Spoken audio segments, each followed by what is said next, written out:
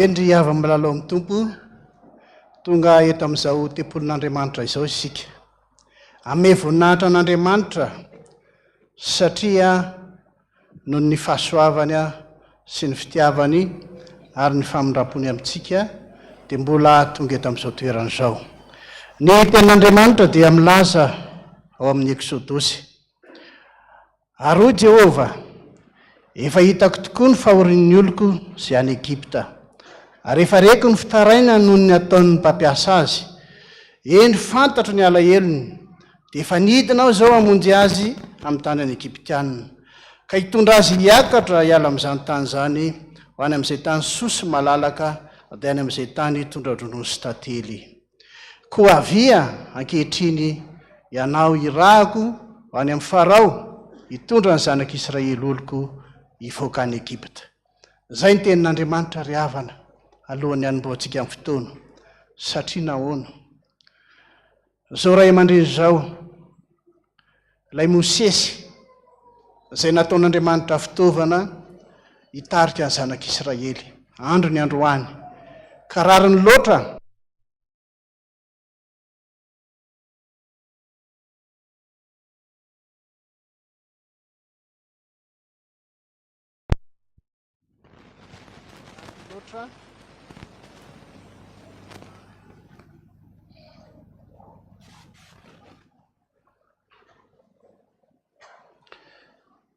rariny loatra raha me voninahitra an'Andriamanitra isika.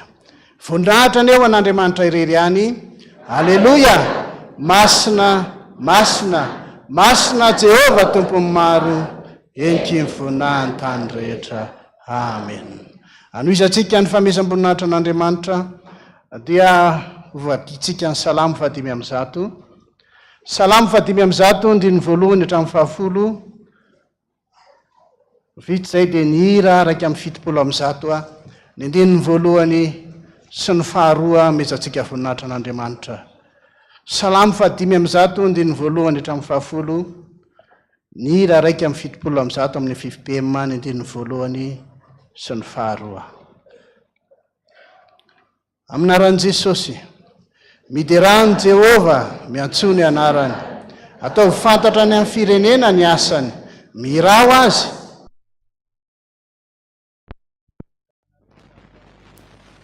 Reanareo ny anarany masina, aoka hifalo ny fony izay mitady an'i Jehova. Mitadiava an'i Jehova sy ny heriny, ka tsy mandrakariva ny tavany. Tsarofiny sa mahagaga nataony, dia ny fahagagany sy ny fitsarany ny vavany. Ry taranaky Abrahama mpanompony, dia nara olom-boafidy ny taranaky Jakoba. Jehova izy no Andriamanitsika, manerana ny tany rehetra ny fitsarany. Matsiaro ny fanekemy mandrakizay izy, dia ilay reny izay voadidino any taranaka arivo mandimby. Eny, ilay nataony amin'ny Abrahama sy ny fianianany tamin'ny Isaka, izay naoriny ho lalàna ho an'i Jakoba sy ho fanekena mandrakizay ho an'i Israely. Amen. 170 ny andininy voalohany sy ny 2.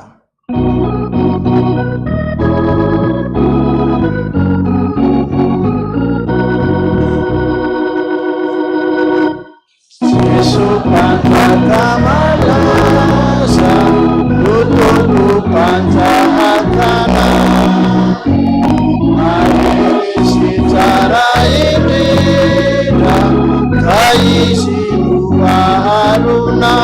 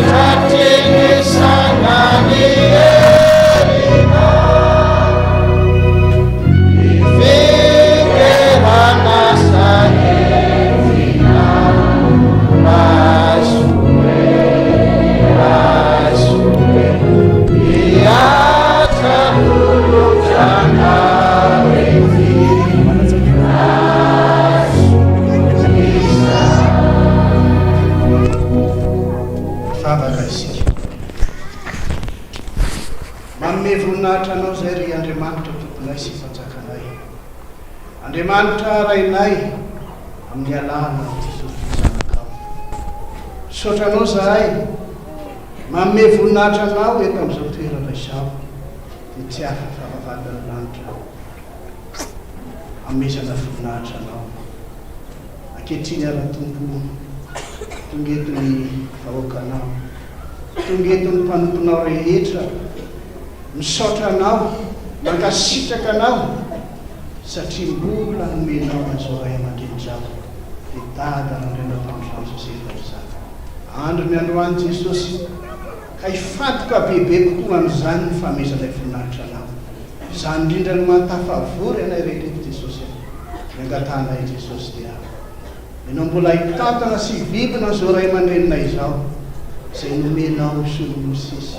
Hitantana anay tao anatin'ny lalan-tsarotra, ka nahatongavanay atao an-tany araka ny teninao. Tanteraka ny teninao Jesosy, tongeto amin'ity toeran'ity zahay. Nomenao anay zao toeran'izao madiodio. Nomenao anay koa ny mahafiangonandehibe. Ataonay ahoana ny tsisy atranao Jesosy. Fitiavana lehibe zany. Tsy hanierim-bony ny olombelona atao, fa nierinao Andriamanitra. Izany mahasakana rehefa ianao miasa, porofonao aminay FPVM zany Jesosy. Ka zany indrindra no amezanay voninahitra anao amin'ny tendron'ity. Namezanao anay an'izao ray aman-dreny zao, mitantana anay, mivimbina anay, ka nahazahoanay amin'izany zavatra rehetra zany. Zany fitiavana lehibe avy aminao zany, dia misaotra anao Jesosy.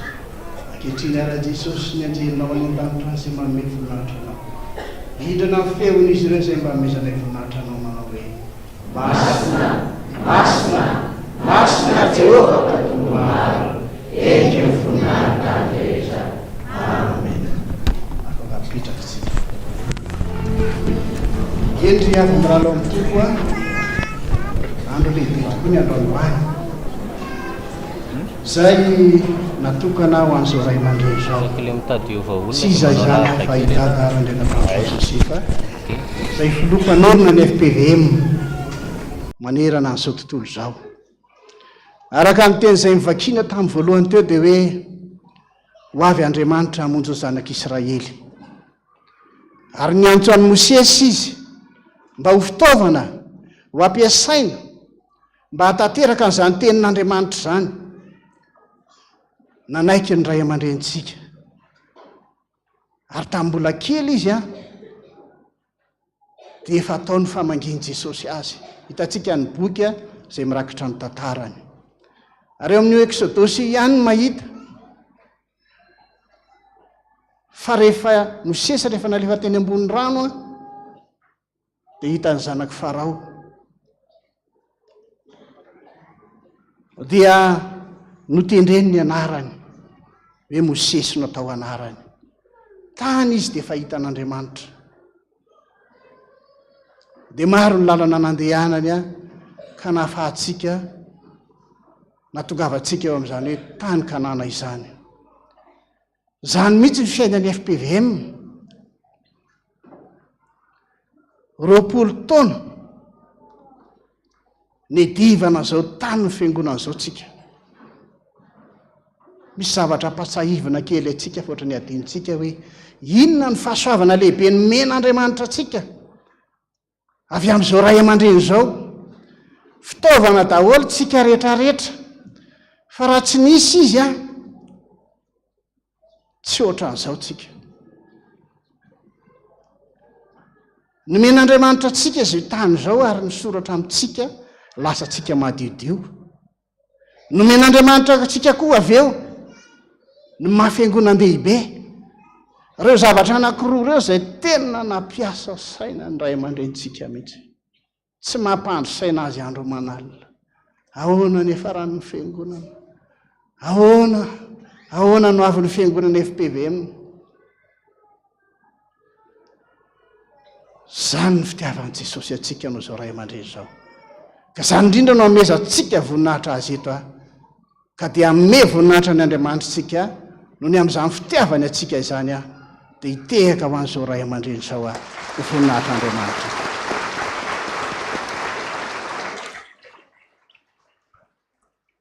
Eny ry dada, fotoan'andro lehibe tokoa zao izay natokana ho anao. Sarotra tokoa no manao ny asan'Andriamanitra, kanefa rehefa miaraka amin'i Jesosy dia vita tahaka ny tsy natao. Ary ny zavatra anankiray izay tena tafapetraka aty amin'ny olona izay hoentinao dia izao no hoe ny fanetretena, ny fandeferana mahavita zavatra be. Maro izay zavatra anatrehana izay, fa ny fandeferanao dia mivoaka mpandresenao. Voninahitra ny eo an'Andriamanitra irery ihany. Haleloia! Masina, masina, masina Jehovah tompony maro, enky ny voninahitra tany rehetra. Amen. Tonga eo amin'ny tenin'Andriamanitra isika, dia antsony fanamasintsika dia hiakatra ny Pasteur Bertina hitondra izany hafatra ho fampahirezana antsika rehetra izany. Ira fa 7:30 ny ataontsika dia ary hitsangantsika handray ny tenin'Andriamanitra ny andininy voalohany ihany. Ry fanahy masina ao ambony.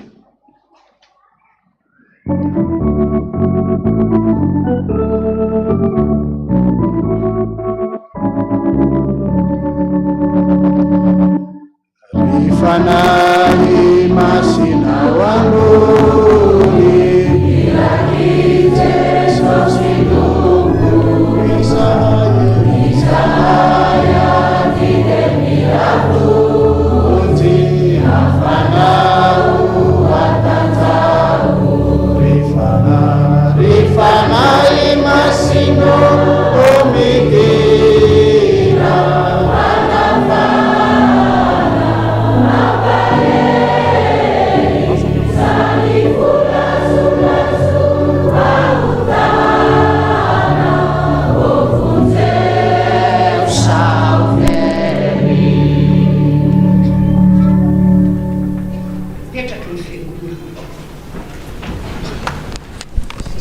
dia fanomeramasy anao Jesosy tonga soamantsara eto amin'izao toerana masina.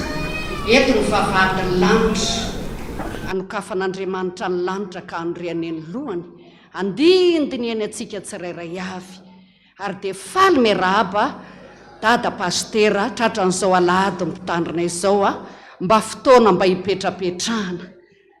Zara moa atao kosa izy hoe intelo isam-bolana eo makany ambanivohitra any. Rehefa mitondra fotoana irery dia rehefa vita amin'ny fotoana dia hitako hoe misento mihitsy fa tena reraka. Maika moa fa hidada zay tsy mahandry andro tsy mahandry alina mitondra nyity problème rehetrarehetra ity. Za koa any ambanivohitra any tonga daholo ty olona rehetrarehetra ity mitondra nyity problème rehetrarehetra ity. Rehefa miteny le olona hoe io folo hoeto ambavaka teo za ory Jesosy sody lasa misoloky ana eo ta raha manaitry fotsiny fa eto ihany dia efa hoetiko ambavaka reto olona folo reto tsy avelako hihataka eto ry satria raha vao manaitry ianao avy eo adinonao le izy dia oatra maninona oatra ny soloky an'Andriamanitra ianao oatrany hoe tsy havitan'le azy. Maika moa fa izy fotoana androany mba hipetrapetrahany akany aina mba amaliana fity azy mba hivavahana ao anazy ka dia miarahaba azy manokantsika vavakintsika.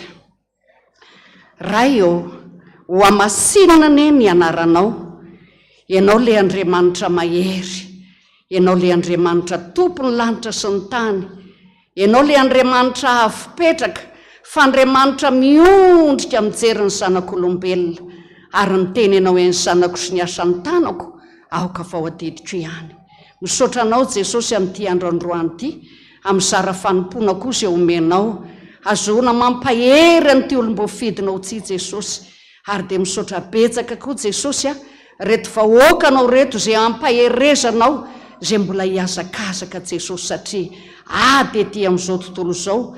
Ary ianao Jesosy mihitsy no nyteny fa misy fahoriana ety alohan'ny elanao aty amin'izao tontolo izao dia nilaza ianao hoe eny amin'izao tontolo izao eny ene dia misy fahoriana kanefa mahatoky fa efa naharesy an'izao tontolo izao ka dia misaotra betsaka Jesosy.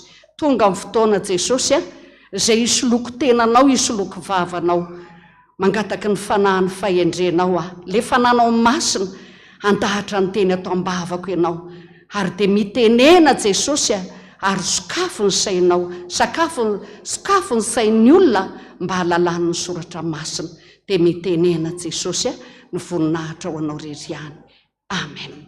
Ten'Andriamanitra ampaherezana antsika dia hitantsika ao amin'ny tantara faharoa toko faha 1:30 manomboka amin'ny andininy faha 4 dia mijanona amin'ny andininy faha 10 dia Nehemia toko faha 13 ny andininy voalohany mijanona amin'ny andininy faha 3 tsambikina amin'ny andininy faha 10 mijanona amin'ny faha 2:10.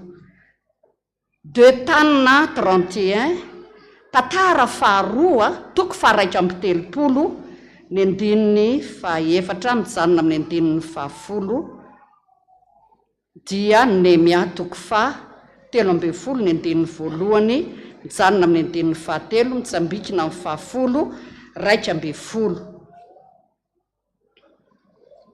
Any Ampazy 423 na 320 misy an'izany Deux Tanina tantara faharoa toko faha 1:30. Rehefa hitantsika dia vakintsika misesy amin'ny anaran'i Jesosy manomboka amin'ny andininy faha 4.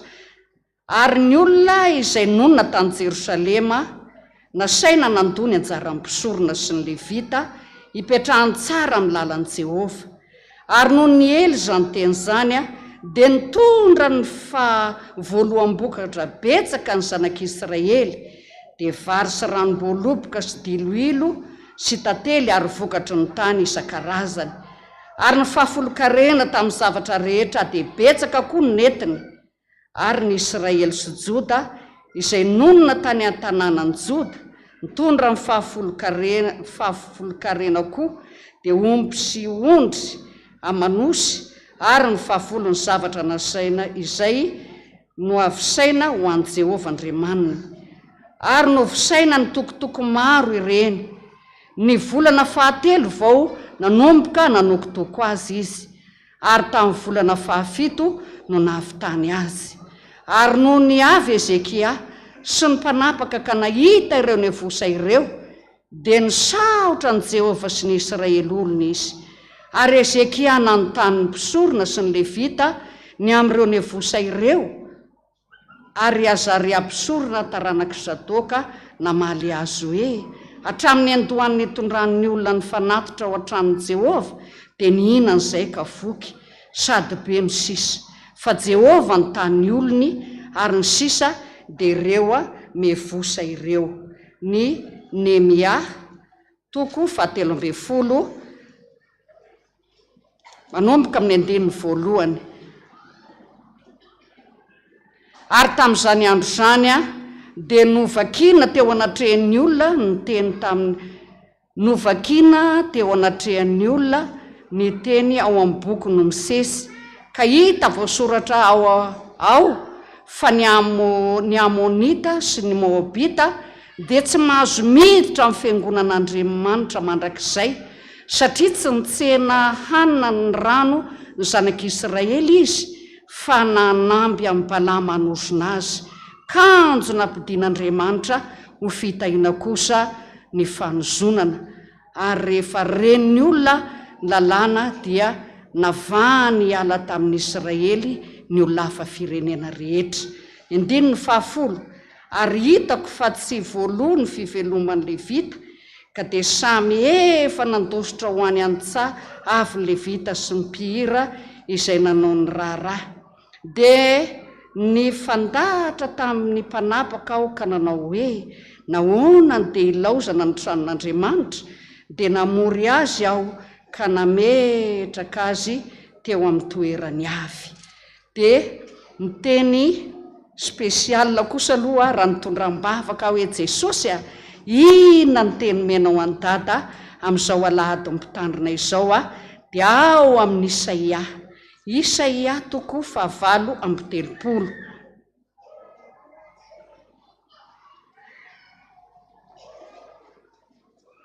Ny Isaia 8:30 io mihitsy ary ny tanako dia teo andininy faha 5 dia teo amin'le hoe eo amin'ny tapany eo hoe indro apiko 5 taona ny andronao fa ndenge vakitsika amin'ny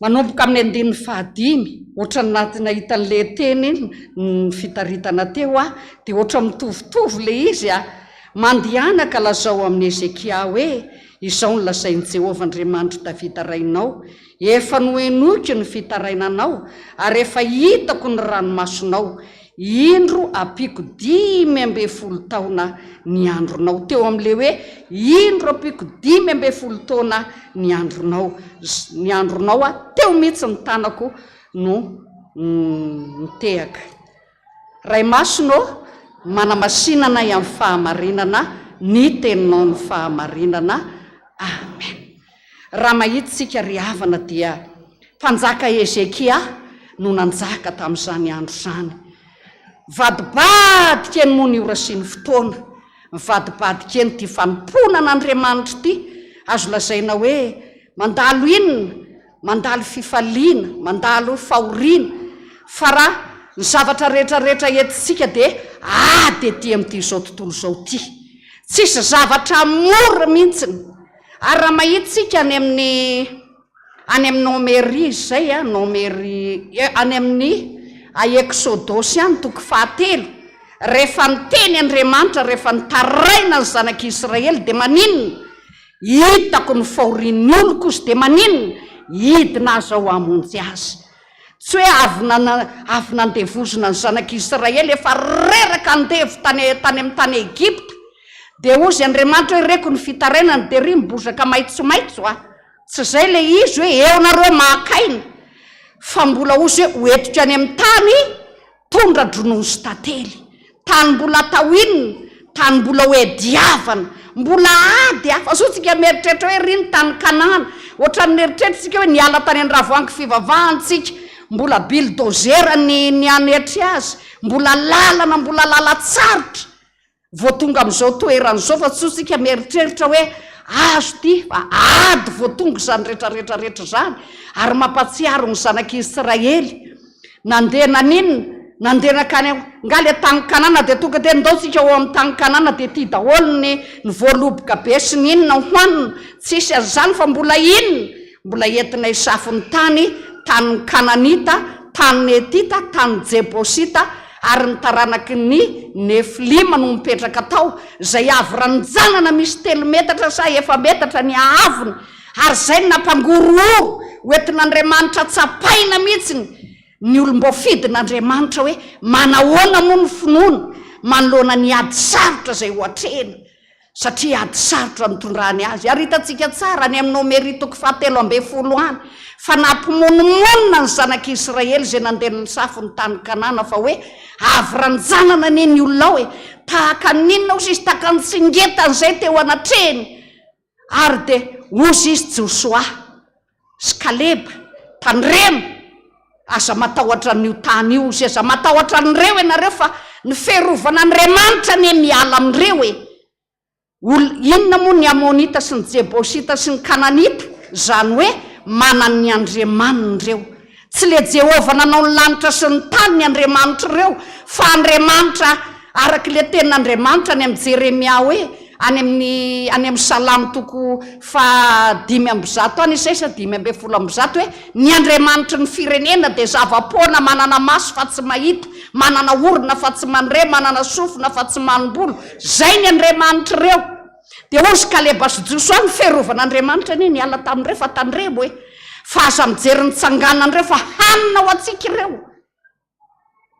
zany hoe ny fiarovana-Andriamanitra miala amin'inona miala amin'ny mpanompo sampy miala amin'ny olona zay manana Andriamanitra hafa ny fiarovana-Andriamanitra fa raha mahitsika ny tantara dia ny tantarany Ezekia ny tantarany Ezekia ty Ezekia ty dia nanao zay mahitsy teo anatren'Andriamanitra ary azo lazaina izy any amin'ny mpanjaka Faha2 7 any dia niady ny voninahitr'Andriamanitra niezaka nandrodana ny tsangam-bato sampy zay mbola hitantsika tsara hoe ohatra ny teknôlôjia amin'izao fotoana izao le olona zany misy misy tsana menarana varana zay natsanga misesy de mbola lasa ihany ny olona miakoakeo io ihany ny eritreritra fananavitra azy de tamy am'izay Ezekia tsotsony zao Jehova Andriamanitra satria io tandindona fotsiny an Jesosy Kristy fa nahitsy ny Ezekia tsara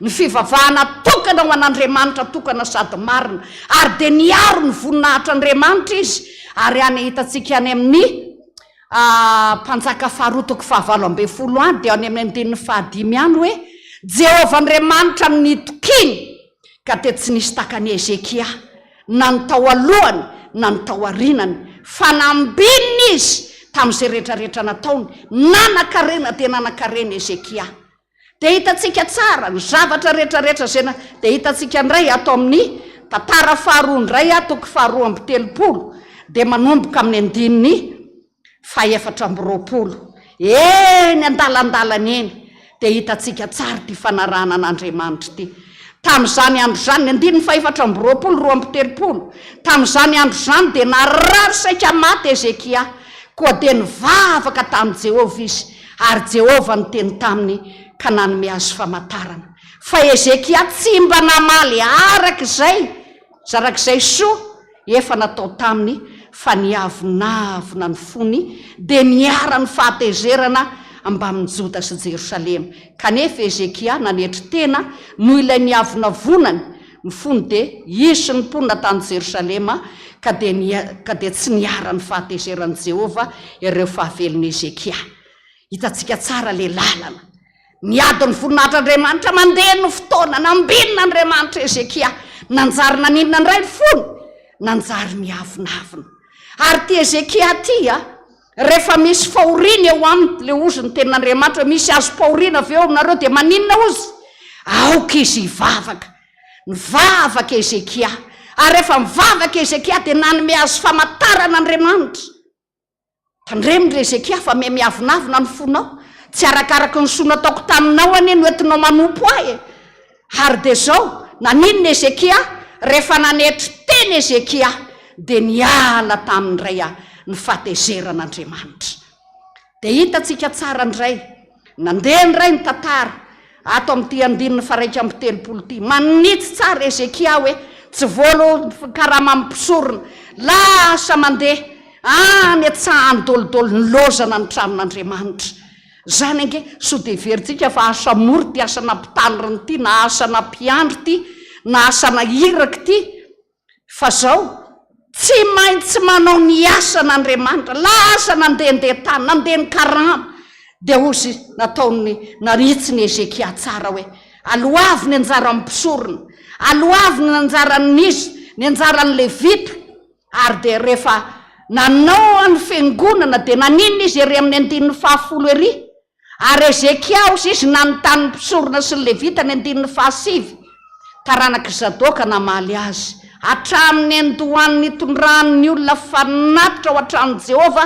de ny inany zay kavoky sady be ny sisa sady be ozy ny sisa fa Jehova ny tany olony zany hoe ny olona mahafoy ho an'Andriamanitra de tahian'Andriamanitra ary tanteraka le tenin'i Jesosy hoe zay manome ozy de onerako firy onerako avy zato eny zay le izy ozy izy le tany amin'ny faritany vakina karatra za moa mandeha Alahady mpitandrina mandeha ary zay mahatonga tsy ho any amin'ny fiangonana misy mandeha foana tsisy zavatra zay tsy na ty anala mangiky ty ka na any amin'ny vakina karatra ty ndray mandeha isam-bolana ny tonga hoana fandraisana any any tsy afaka miala ary hatramin'ny sokafany ty Taninanandrano ty tsy fatako hoe firy taona fa raha nisy no mivavahako teto 5 betsaka fa lasa foana de ozy izy tam'le mitoriny tenin'Andriamanitra zay mahafoy de oneran'Andriamanitra zato eny de ozy le olona zay tandremy pasteur fa 5 zao nalohako tao manatena andray zao ka io angetsy zay le izy hoe tombotry dapany anao Jesosy andoerany fa zay le mahatonga zay mahadiso hevitra ny olona ny tsy fahalalan'ny soratra masina fa izao rehefa ozy izy hoe zay mahame amin'ny fifaliana maninona no akasitrahan'Andriamanitra. Ary Andriamanitra mila n'le fonao Andriamanitra. Ary hitantsika ao amin'ny tantara voalohany ao toko fa 7 izay dia ny 9:7. Andeha hoe tsikilovintsika kely 2 minitra fotsiny ny tantara voalohany toko 7 toko 8 dia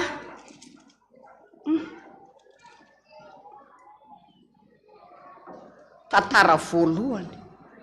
Ka ny anahy efa any amin'ny mpanjaka koa zay ary toa tsy misy 7 ary zandry Jesosy. Tantara voalohany toko 7 dia ny 9:7 ihany vakitsika amin'ny anaran'i Jesosy. Ary ianao ry Solomona zanako, aoka ho fantatrao ny Andriamanitra ny rainao, ka manompo azy amin'ny fo rehetra sy ny fanahy mazoto, fa Jehova dia mpandinika ny fo rehetra ary ny feritreretana rehetra dia fantany avokoa. Raha mitady azy ianao dia ahita azy, fa raha mahafoy azy kosa ianao dia reny mandrakizay. Zany hoe ty Andriamanitra ty dia Andriamanitra mandinika, ainy tsara ny fon'ny olona rehetra hoe ahoana marina rito, fa sotsika meritra so jeritsika hoe paisogaso be izy ka tsy mahalala le hoe ahoana marina ary ty zay vidiniany tsara.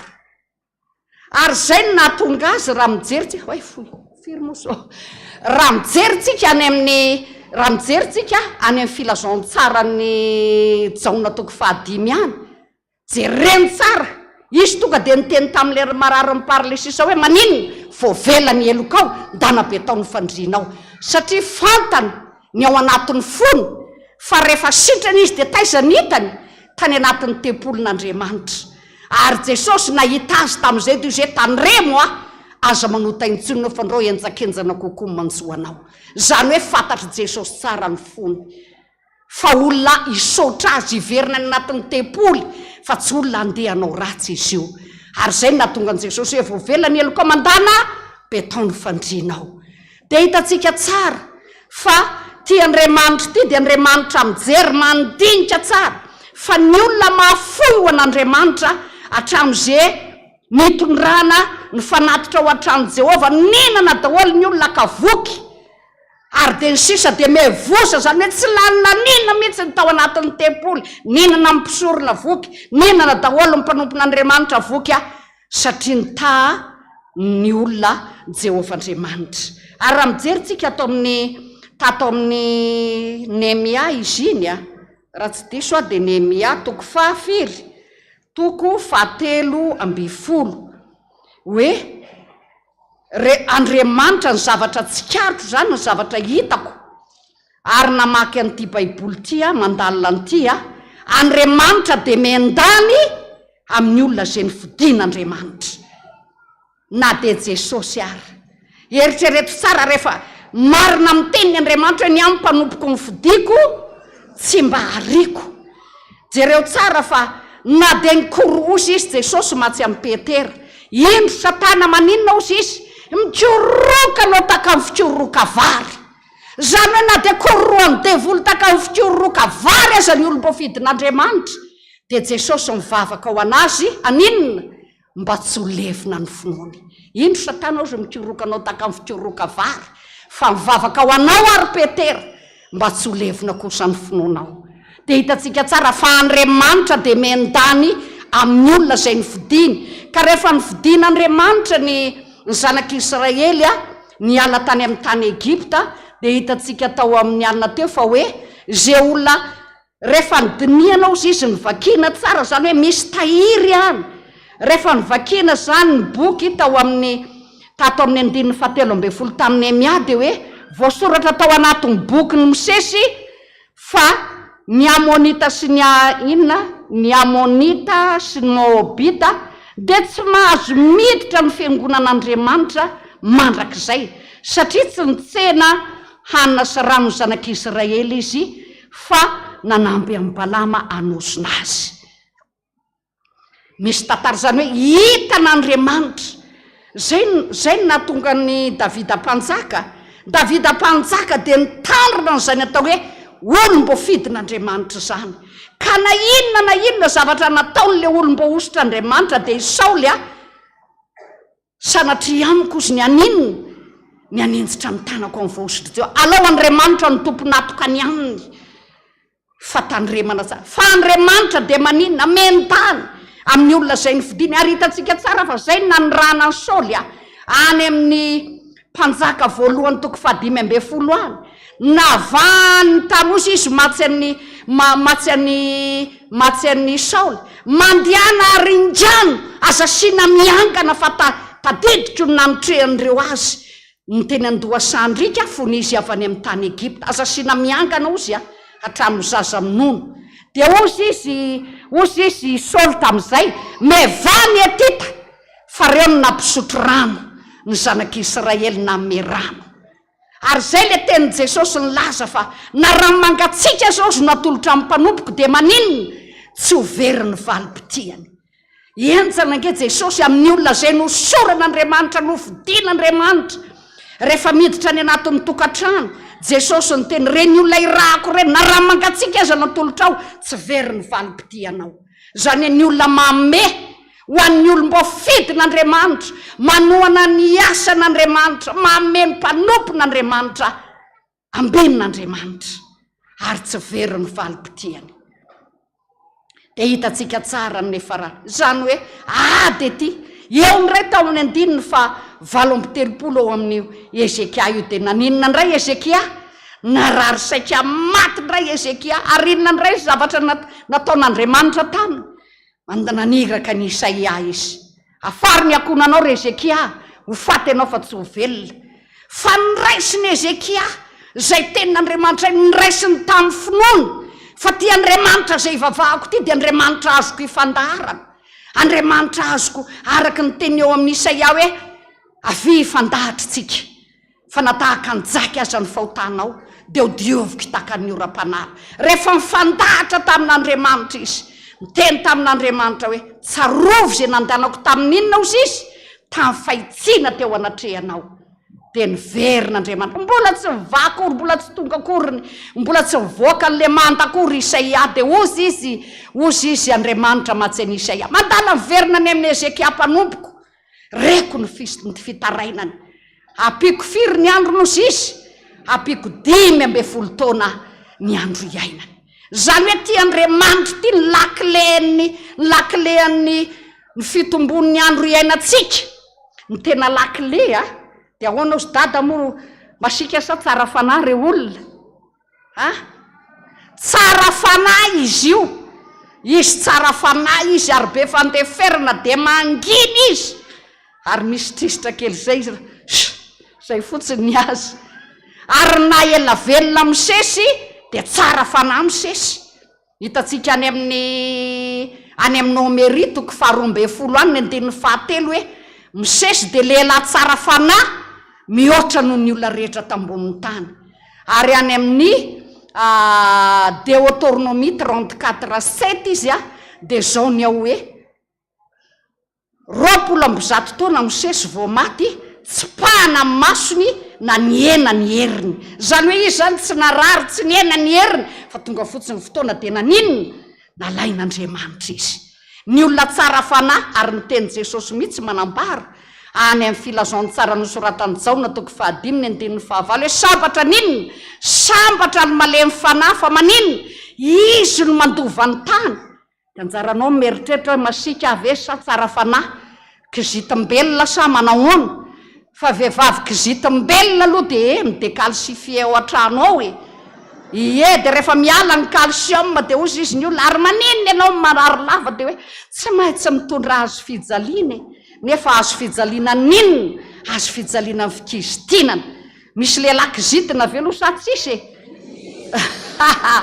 dia tanyremo ara ny kizitina raha te ho ela velona dia aza mba kizitina fa zao manana alemem-panahy dia mahereza mibebaka miala amin'inona miala amin'izany rehetrarehetra zany ary za rehefa mampianatra mpianatra sy mpiomana dia za hoe samy reto mijidraky ny azy samy mijidraky ny azy ianao ihany neny mahalala ny fahotanao hoe za kizitina za mora tezitra za be felonana zao na ny fitiavam-bola zany eloko eo anatren'Andriamanitra, fantatra Andriamanitra, vakian'Andriamanitra fotsiny ny ao anatin'ny saintsika. Roana daholo ny devoly, miala ny fanamamitaka, da tena ny fahatezerana, miala ny devolin'inona tsy fantatrintsolo ny fikizitinana, miala ny daholo, roana daholo. Ianao samy migidraky ny azy, ianao ihany mahalalany ianao, fa rehefa ompianao ny ianao dia eo ianao. Zay le izy. Fa raha teo ela velona ianao dia manana alemem-panahy. Ary zay nahatonga ny tenin'Andriamanitra, inona Jesosy ny teny menao any dada teo zay indro apiko 15 taona ny andro iainany, sady omeny vola makarena. Hitatsika tsara, za rehefa mitory-teny mba tonga atsika hoanina tsara dia ny amaranako azy dia ao amin'ny tantara voalohany toko fa 720. Ny tantara voalohany toko fa 720 ny amaranantsika azy. Rehefa hitatsika ny 7 tantara voalohany toko fa 720, hita sa tsy hita? Dia ny 720 ihany dia miara-mamaky ny fiangonana amin'ny anaran'i Jesosy. Lasary, tantara voalohany toko fa 720 ny 720, ary maty izy rehefa tratratra tsara sady lava andro ary be arena sy voninahitra, ary Solomona zanany nanjakana andimby azy. Dia misy sora-mandry kely eo ambany eo hoe voky andro sy arena ary voninahitra. Zany ny olona manompo an'Andriamanitra sy mifikitra amin'Andriamanitra dia ho ela velona ianao ry dada, tahaka ny Davita mpanjaka, voninahitra ho an'Andriamanitra rery ihany. Amen.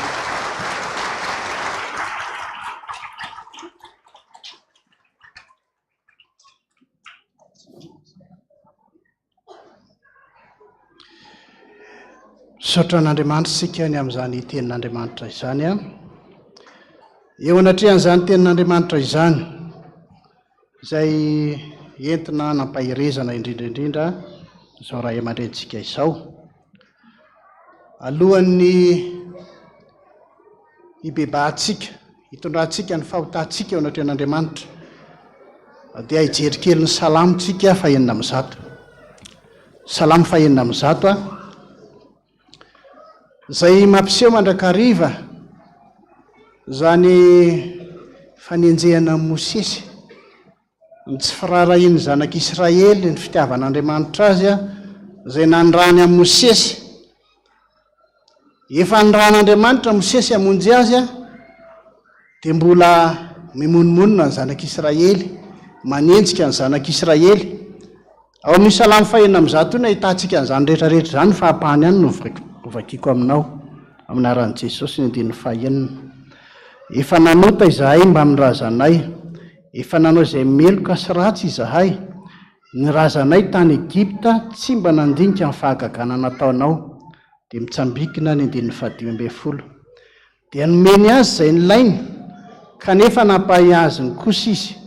Dia nialina Mosesy tany Antoby izy ireo, sady nialina ny Arona olo-mason'i Jehova. 12. Dia fahagagana tany amin'ny tany amo, zava-matahotra teo amin'ny ranomasina mena, ary nikasa handringana azy izy raha tsy Mosesy voafidiny. Raha tsy Mosesy voafidiny no nandroso hijoro tamin'ny banga teo anatrehany, hampiala ny fahatezerany mba tsy handringanana azy. Zany ny zavatra izay nandran'Andriamanitra Mosesy. Mova tsy izany sika. Mbola misy ny be fielonana, misy zany sa tsy misy? Mbola misy ny monimonina, mbola misy ny manenjika, nefa efa tonga eto amin'ny tany Kanana. Ka andro ny ray aman-drentsika androany, andaontsika hifatoka amin'izany hoe fanomezam-boninahitra, amin'izany hoe alahady mpitandrina izany. Mbola monimonina isika, mbola manenjika isika, mbola be fialonany sika ka dia ataontsika ny hira 7:30 ao amin'ny firana fanampiny andiny voalohany eo ampipetrahana dia ny andiny faharoa mitsangana isika. Inty aho Jesoa.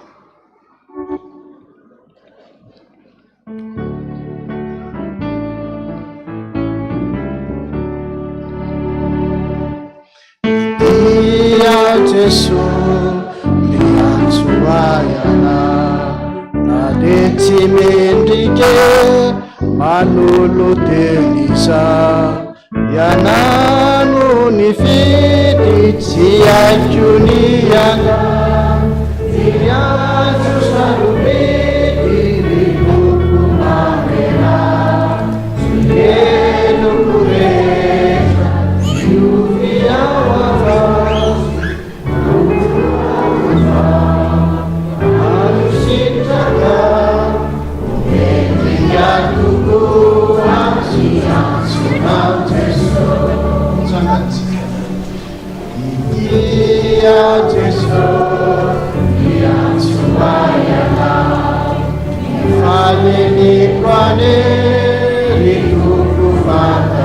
Ianao no nifidy siena nirakany avy aminao Jesosy Jesosy hery ny fanahy hoentiko manao ny asa tolotrao asa tolo fasafa elidi ny tompo manapia mendrika tokoa ny antsonao Jesosy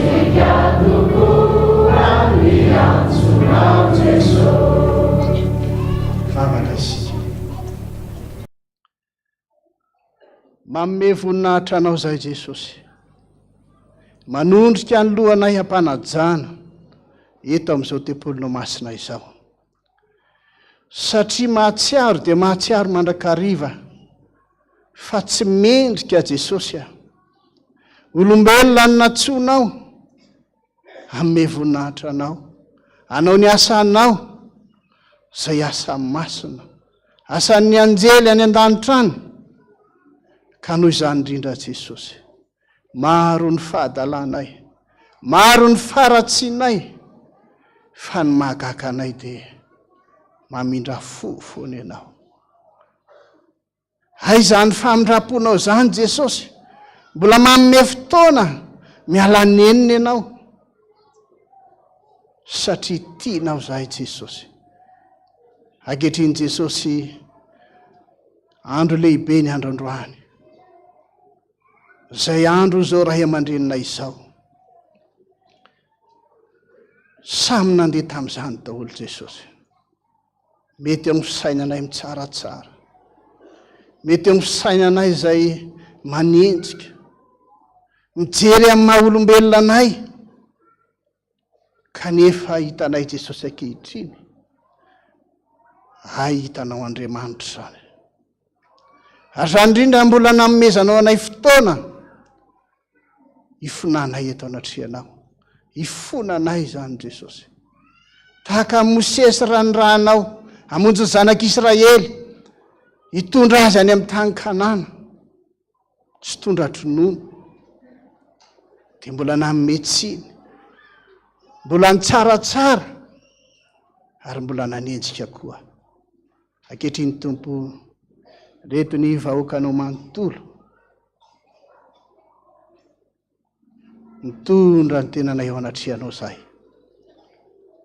mamindrafo Jesosy mamela heloka anay amin'izay rehetra mety fijerinay amin'ny maha olombelona anay fa ataovy aty anatinay mandrakariva ny finoan'ilay jamba manao hoe jamba taloha fa mahiratra ankehitriny tsy fantatro zay lazainao na inona tsy fantatro zay lazainareo na maninona fa mifantatro dia hoe mahiratra ankehitriny ary zany indrindra ny finoanay Jesosy raha nentin'izao ray aman-dreny zao zahay maro ny lalatsarotra zay nandehananay mety tao tokoa ny fimonomonoana anay tao amin'ny fanenjehanay ny hafa tao anatin'izany lalatsarotra zay nalehanay izany kanefa dia tokana ihany ianao Andriamanitra hidiny ianao hamonjy anay Nitanterahanao tamin'izao fiangonana zao zany Jesosy.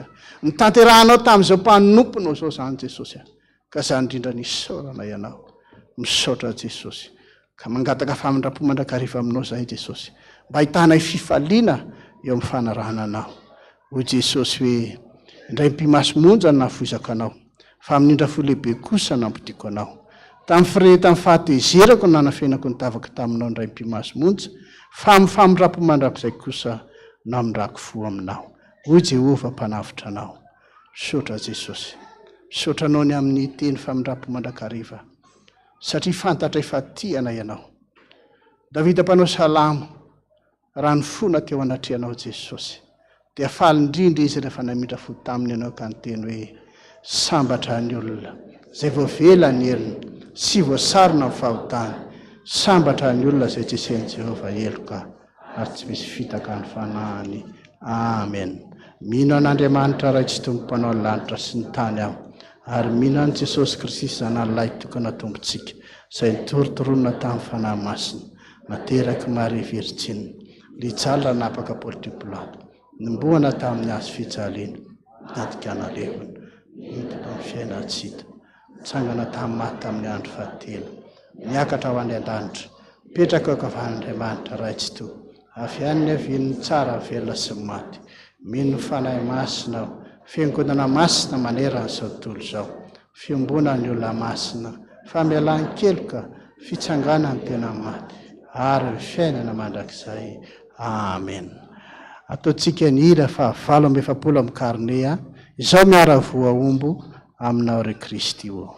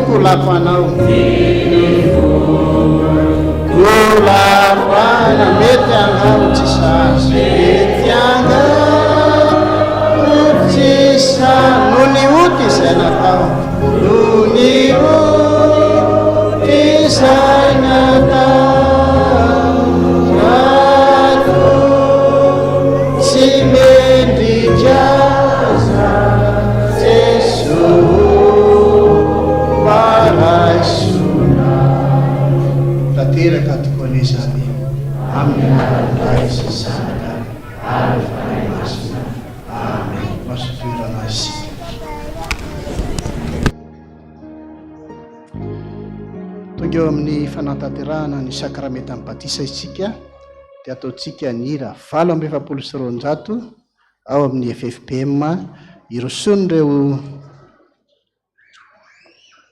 ray aman-dreny hitondra ny zaza ho atao batisa hitao anatrehan'Andriamanitra nitondra ny zaza andreny tao Salema mba ho tahiany Jesosy Kristy be indra fo.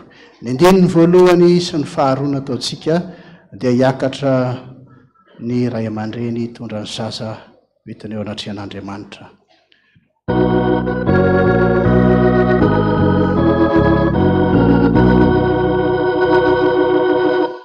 Nitondra ny zaza ny reny tao Salema mba ho tahiny Jesosy Kristy.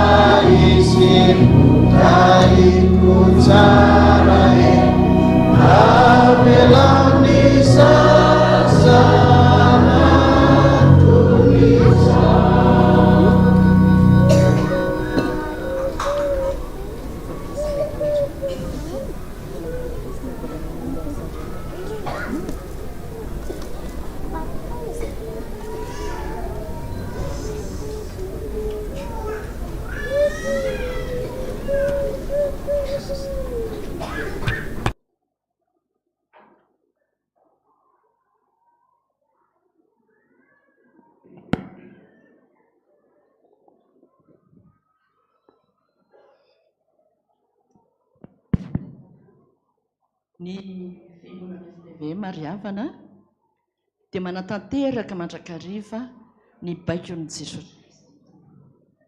Izao no teniny efa nomena any fahefana rehetra any an-danitra izay ty an-tany. Ko mandeha any ianareo ataovy mpianatro ny firenena rehetra, manaova batisa azy amin'anaran'ny Ray sy ny Zanaka ary ny Fanahy Masina, ary mampianara azy tahaka an'izay efa nandidiko anareo. Fa indro amomba anareo ambara-pahatonga ny fahataperan'izao tontolo izao. Dia nandray ny zaza izy ary rehefa nandray ny zaza izy dia nitsodrano azy. Zany antony zao sakramentany batiso zao. Koa dia misy fanaikena ataonareo ray aman-dreny ataovy mafy amin'ny anaran'i Jesosy, ho ren'ny fiangonana, ho ren'i Jesosy Kristy ny fanaikena ataonareo amin'ity andro androany ity amin'izao sakramentany batiso zao. Moa nareo manaiky marina mitondra n'izao zaza zao reto zaza reto ho an'Andriamanitra raitsika. Saotra tompoko. Moa nareo manaiky hivavaka sy hampianatra andreo zaza reo hivavaka mandritra ny androm-piainana-drehetra. Saotra tompoko. Ary moa nareo ve manaiky tena ho modely fianarana ho andreto zaza reto any tokantrano amin'ny fiainany manontolo. Rehefa miteny ratsy mantsy ny ray aman-dreny dia mahay miteny ratsy koa ny zaza. Rehefa tsara fanahy ny ray aman-dreny dia tsara fanahy koa ny zaza na dia any ampianarana any. Moa avenareo manaiky tena ampiseho izany modely tsara amin'ny fiainana maha-kristiana izany. Saotra tompoko. Ary rehefa tonga ny andro fahazazany moa venareo manaiky mba hitondra azy hianatra sekoly alahady aty amin'ny fiangonana amin'izany lalana kristiana izany. Saotra tompoko. Ary farany rehefa tonga ny faha-efatra ambin'ny folo taona, izay ndia tsika fiangonana FPVM eo amin'ny 4 taona eo dia afaka mianatra katekomena ny ankizy mpandraifana izany tompo. Rehefa tonga izany fotoana izany, mova ianareo manaiky hampirisika azy hianatra izany fiainanao amin'ny Jesosy Kristy izany, hianatra katekomena. Misaotra tompoko. Reny Jesosy, reny ny fiangonana, izany fainakenareo izany andaontsika hivavaka ho an'reto fianakaviana rehetrarehetra. Tsangana hivavaka isika. Jesosy eo, reninao Jesosy. Ny fanekendreto ray aman-dreny fianakaviana fanotrina hanolotra an'izao zaza zao ho anao Jesosy. Olombelona ihany tahireo Jesosy. Meo azy ny fahendrena, saina mahiratra Jesosy eo. Hitazona n'izany fanekena nataony teo tanatrehanao zany. Hitondra n'izao zaza zao tokoa eo aminao Jesosy amin'ny fiainany manontolo. Ny herinao ny angatanay atanteran'izany. Fiangonana koa nandre izany tento hivavaka ho azy ireo mba hatanteraka izany voady masina izany. Misaotra Jesosy, misaotra Tompo. Amen. Petraka ny fiangonana. Ny fiangonana manao batisa amin'ny rano ihany. Fa Jesosy Kristy Tompo kosa manao batisa amin'ny fanahy masina. Randriamasinoro no mentso miantsa gracia.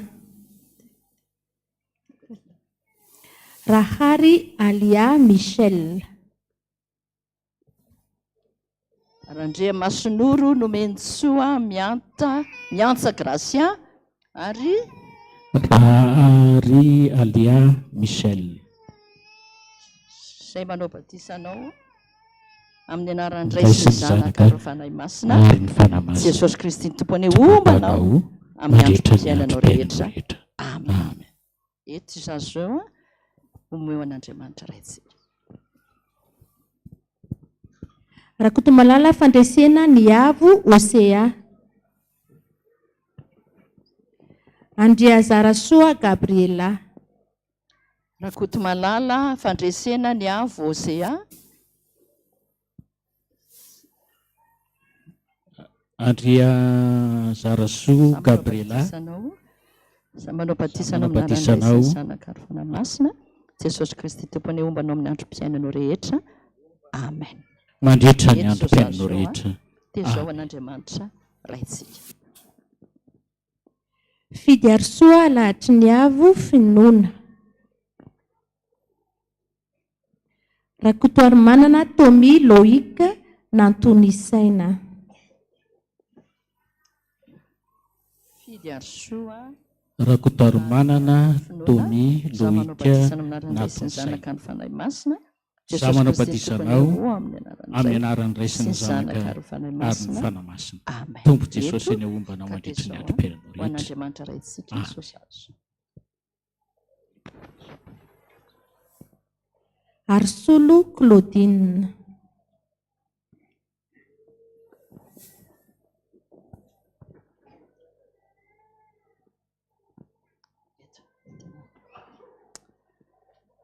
Moa ianao manaiky marina manomboka androany fa Jesosy ny tompo sy mpamonjy ianao amin'ny fiainanao manomboka androany. Manaiky aho tompo. Sotra tompoko. Ary manomboka androany manaiky venao hibebaka hiala amin'ny ratsy rehetra izay vitanao hatramin'izay ka tena n'olo tena hanompo an' Jesosy amin'izay hanao ny sitrapon'i Jesosy manomboka androany. Tena n'olo tena hanompo an' Jesosy tompoko manomboka androany. Mandohalika ianao azy. Jesosy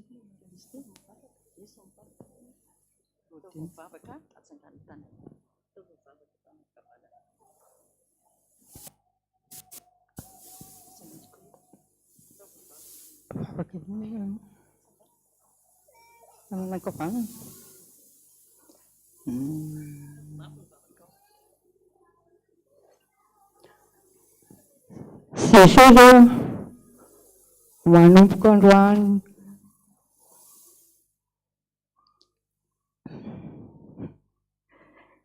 Manomboka androany dia atolotrako aminao ny fiainako manontolo. Anao no hitatana ny diako n'aiza n'aiza misy ahy. Jesosy mino anao aho Jesosy.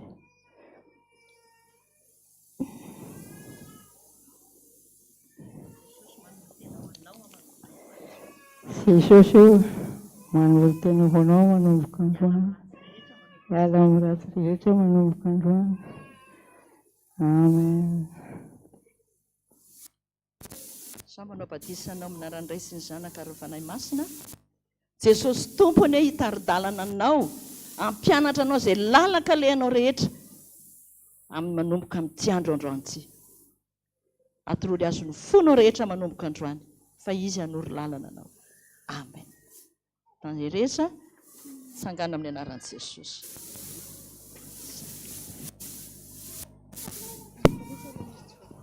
Mbola misy tsy voatonona ve?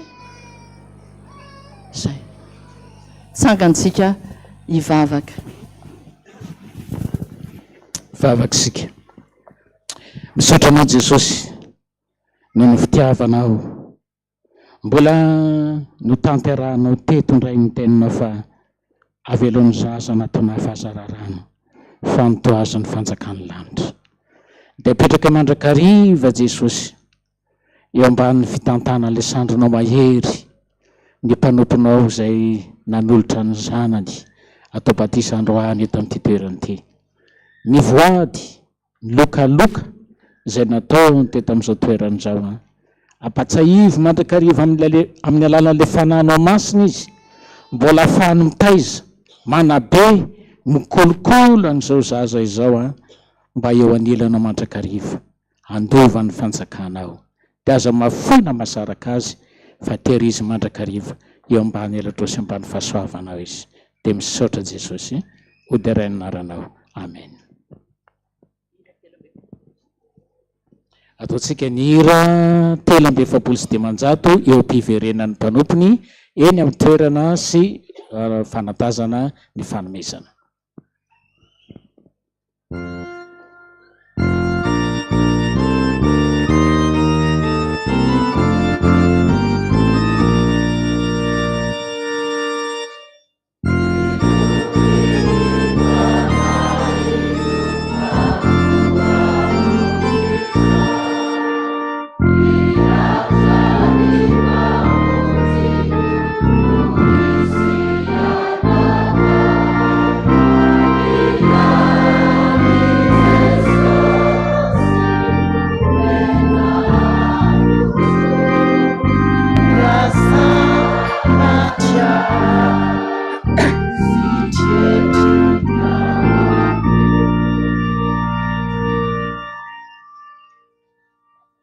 Alahady 12 ny volana Novambra, Alahady 2 ny volana Novambra, fotoana natokana ny Fiangonana FPVM rehetra, ary natokana manokana ny ato amin'ny fitandremana Taninanandrano ho lahadin'ny mpitandrina Pasteur Dada RANDRIANATOANDRO Jean Joseph.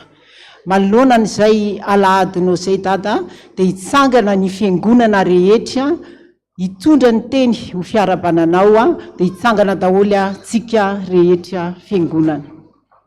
Faniriana rehetra ny arabanao, andray tanana anao dada amin'izao andro lehibe alahadin'ny mpitandrina izao, fa noho ny amarona dia tsy vita izany, fa hiara iredona kosa izay rehetra nirany anjely manao hoe arahaba rylaina soavina ny tompo mombanao dia hiara ataontsika rehetra izany.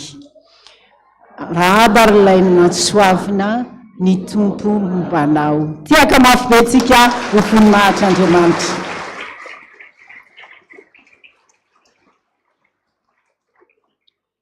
Taona mandry noho ny fanesesy nankalazatsika n'izany alahadin'ny mpitandrina Dada RANDRIANATOANDRO Jean Joseph izany.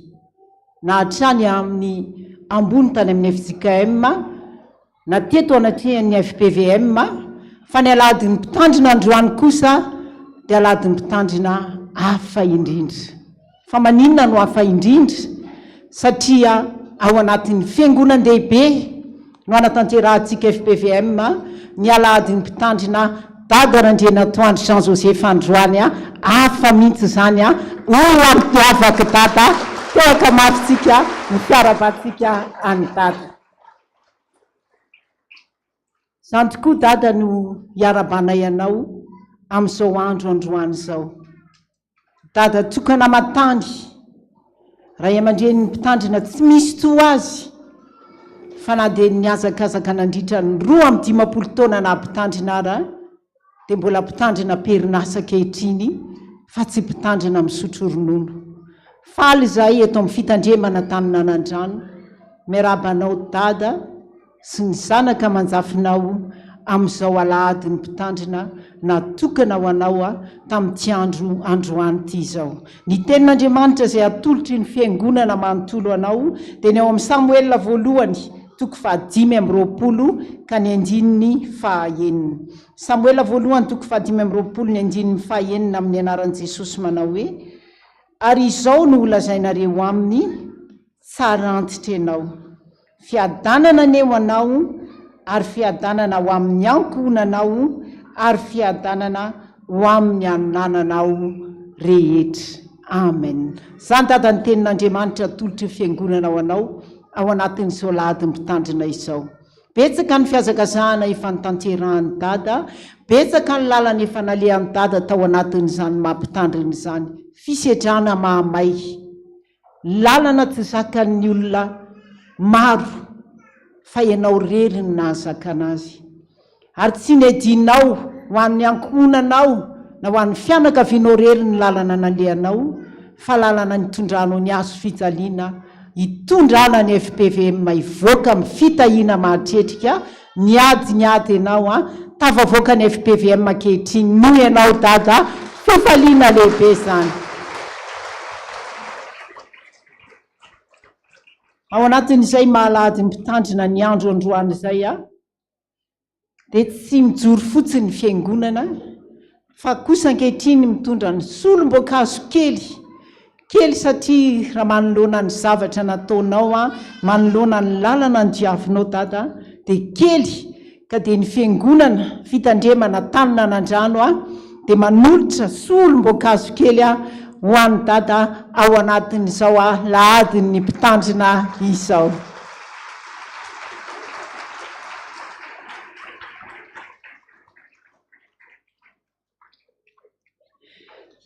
Efa teo daholo tamin'ny maraina izay hotononona fotsiny dia teo anatin'ny fifoazana, satria ny fiangonana FPVM dia fiangonam-pifoazana efa nanolotra ny fiarabana tamin'ny maraina, teo ny birao maharitra sy ny birao an'ny fiangonana ny birao any dekona sy ny dekona, ny komity ny fahadimapolo taona na mpitandrina ny dada ary ireo ekipa zay miaraka amin'ny dada amin'ny fanaovany ny asan'Andriamanitra mandeha manao ny torne rehetra eraky Madagasikara.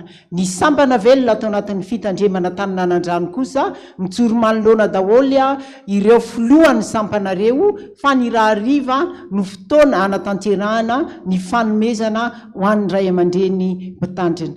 Makasitraka dada ny faniriana rehetra sy ny tsodrano anao, ny fiadanan'ny tompo anao hitombo hery, hitombo fahasalamana, ho ela velona, iriry mandraka riva miaraka aminay ary ny teninao mandraka riva dia efa tanteraka kehitriny hoe rehefa tsy maty ohatr'izay tsy maty tsony, satria tsy maty tsony ny anaran'ny FPVM fa velona mandrak'izay eto anivon'ny firenena sy erak'izao tontolo izao mandra-pahatonga ny Jesosy eny amin'ny raha hoalanitra. Voninahitra ane dia ho an'Andriamanitra irery ihany. Makasitraka tompoko dia mahazo mipetraka ny fiangonana.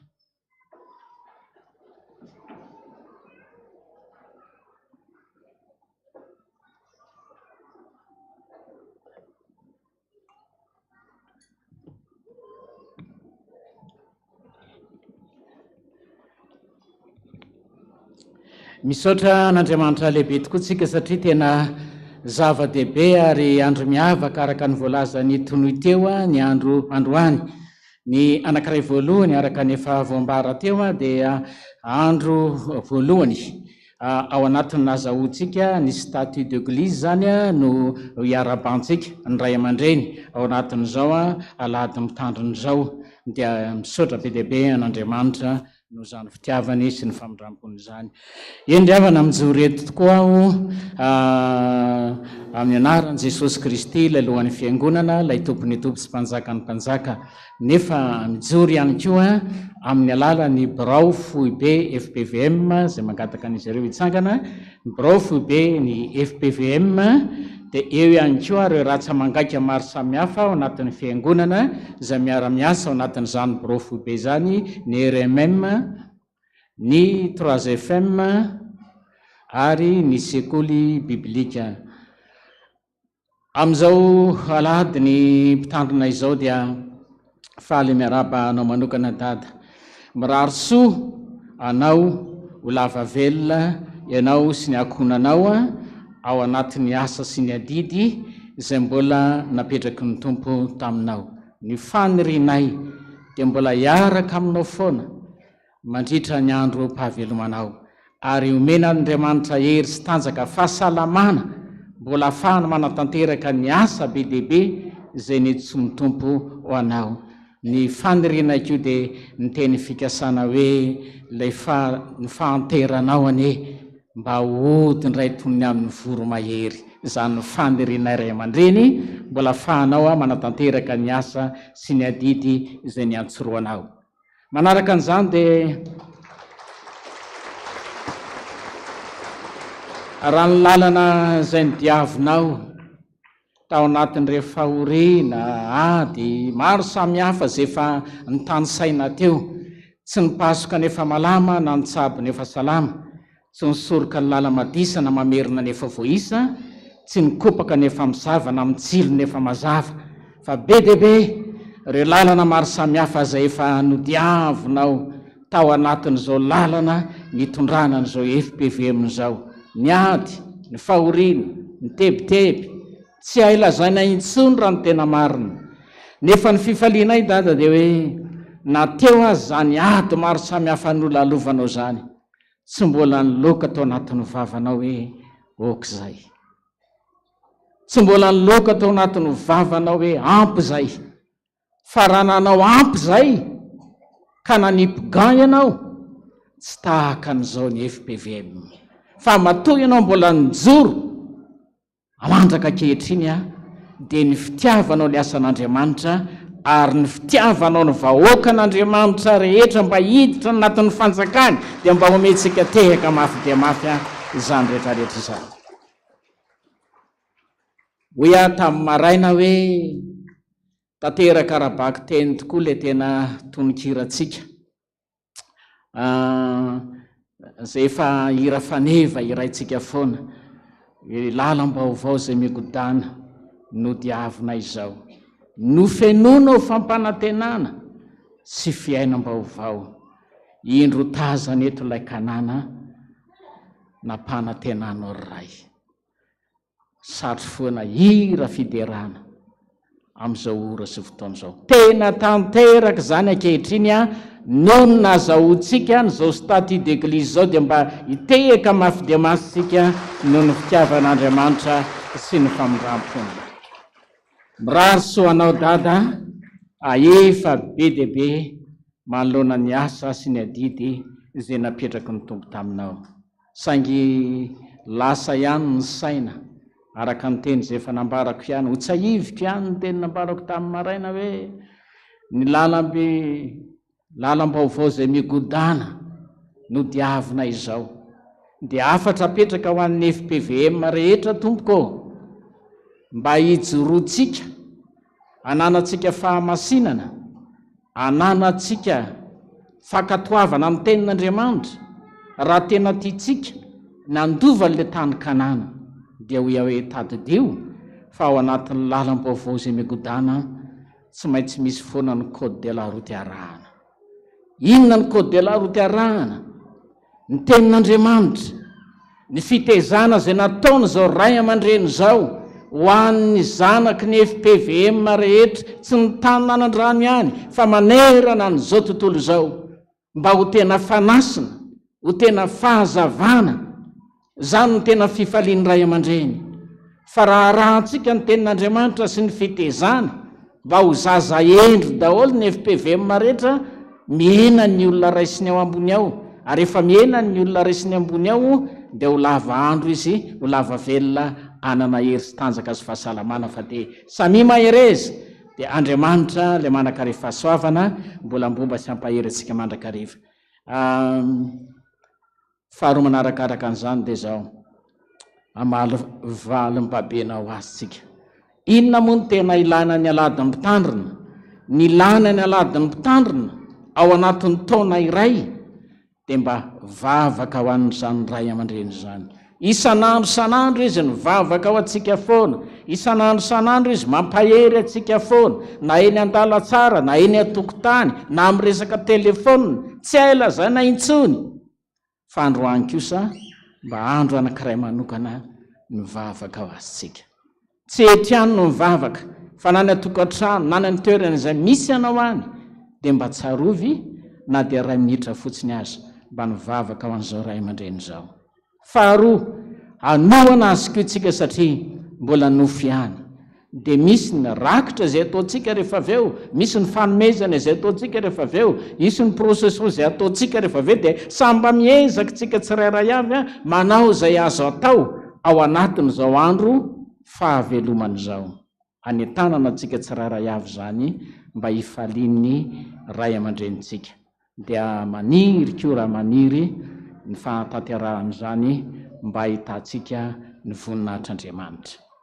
Ny farany dia manoloana n'izao alahadin'ny mpitandrina izao dada dia matsiaro izay zanakao le ratsa mangaika rehetra voatonona teo, dia mba misy solon-dranom-boankazo kely izay ho atolotra ho anao. Kely dia kely zany, tonga le fiteny hoe tsitsina mitondra vonitenina ka nerany vava ny entina, nefa kosa dia ny fonay no entina mamena an'izany, fa dia makasitraka makatelina indrindra. Ny zava-dehibe moa dia ny vavaka araka ny tenin'Andriamanitra mifampivavahana ary mba ho sitrana. Dia izy mpanompon'Andriamanitra anankiray ametraka am-bavaka ny ray aman-drenitsika.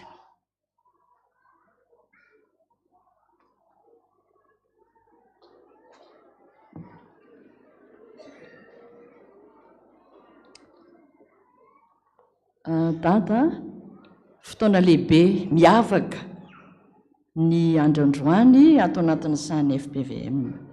Mialohan'ny vavaka dia ny tenin'Andriamanitra izay efa nizarainao hatramin'izay, izay irinao mihitsy ny aina ny FPVM rehetra. Izay ny zava-dehibe indrindra. Ka dia ny tenin'Andriamanitra izay omena ianao dada dia ho hita ao amin'ny Deutéronomia 7:30 Deutéronome toko 7:30 ny 9:20 dia hozaraitsika hosolotsika le hoe Benjamina solotsika hoe dada Randrianatoandro. Zao ny tenin'Andriamanitra amin'ny anaran'i Jesosy amin'ny anaran'i Jesosy. Ary ny amin'ny dada Randrianatoandro dia hoy Jesosy hoe ny malalan'i Jehova olona fahizay eo aminy dia halofany mandrakariva ary ho babeny eo an-damosiny. Jesosy miteny an'izany any dada. Ho babeny malalan'i Jesosy dada mandrakizay tsangana hivavaka tsika ho an'ny dada Randrianatoandro sy ny ankonany rehetra. Jesosy eo fotoana ray androany mba tsarovana FPVM rehetra vavaka ho an'ny dada sy ny ankonany Jesosy. Eto anaty trehanao, eto ianao. Zany finoana FPVM fa miainao anay ianao rehefa mivavaka zahay. Jesosy tondra ny dada Randrianatoandro mianakavy zanaka manjafany eo anaty trehanao Jesosy. Lay mahalala anao, lay tsy foinao indrindra sakaiza tsy mba niala teo anaty trehanao mandrakizay. Tsapany fona tokoa mantsy Jesosy anatin'ny sany FPVM rehetra fa nafoy ny zavatra rehetra izy noho ianao Jesosy. Noho ny teninao, noho ny baikinao, nafoina ny ainy azy, nafoina ny ankonany rehetrarehetra. Ohatrany narina mihitsy anie Jesosy ny ankonany noho ny amin'ny teninao sy ny amin'ny asanao. Jesosy eo misaotra indrindra Jesosy fa tsy nafoy ianao izy nandritra izany taona maro 20 taona Jesosy nitondra rano mafy sy ny mangidy, ranomaso isanandro seto ny foy isanandro. Jesosy no amarinao tokoa ny teninao hoe sakaizako ianao, tsy mahafoy ianao efa nifidy ianao tsy anaranao mandrakizay efa vita tomboka vatso ampelantanako ianao. Namarinao zany mba hampamenatra anay Jesosy mba hampamenatra ny jentilisa dia nomba azo foana ianao nandritra ny taona maro sy ny hoavy rehetra. Misaotra Tompo ankehitriny izay mivavaka ho azy. Tahiry ny heriny zao mpanomponao zao, meo hery, meo tanjaka, meo fahasalamana. Atanjao ny lohaliny Jesosy, atanjao ny taolany rehetra, ampitomboy ny nofony rehetra. Mbola hiazakazany eky izany hanao ny asanao Jesosy. Hitoro filazao tsananao mba handovan'ny olona rehetra ny fiainana mandrakizay. Zany ny kelezan'izao ray aman-dreny zao, aina andro maninalina. Jesosy mangatak'izay me fahasalamana mihoatra noho ny olona rehetra mba ho hitan'ny olona tokoa fa ataonao samy hafa ny manompo anao sy ny tsy manompo anao. Jereo ny ankonany Jesosy, jereo ny zanaka manjafany rehetrarehetra. Jesosy eo betsaka ny faniriny zao ray aman-dreny zao amin'ny zanaka manjafany. Ho tanterahanao anie Jesosy zay iriny rehetra ho amin'ny zanaka manjafany. Hameno ny banga rehetra ianao amin'ny fiainany manontolo. Tompony fahafenona mantsy ianao Jesosy. Tsy hainay zany fa ianao mahay zavatra rehetra amendry zany ho an'ny mpanomponao io sy ny ankonany rehetra, ary ataovy tsapa ny ankonany fa tsy mandao azy ireny fa momba azy mandrakizay. Misaotra Jesosy. Reto ny fiangonana FPVM rehetra manerana an'izao tontolo zao. Nomenao zany statut d'église zany Jesosy amin'izao vanim-potoana zao.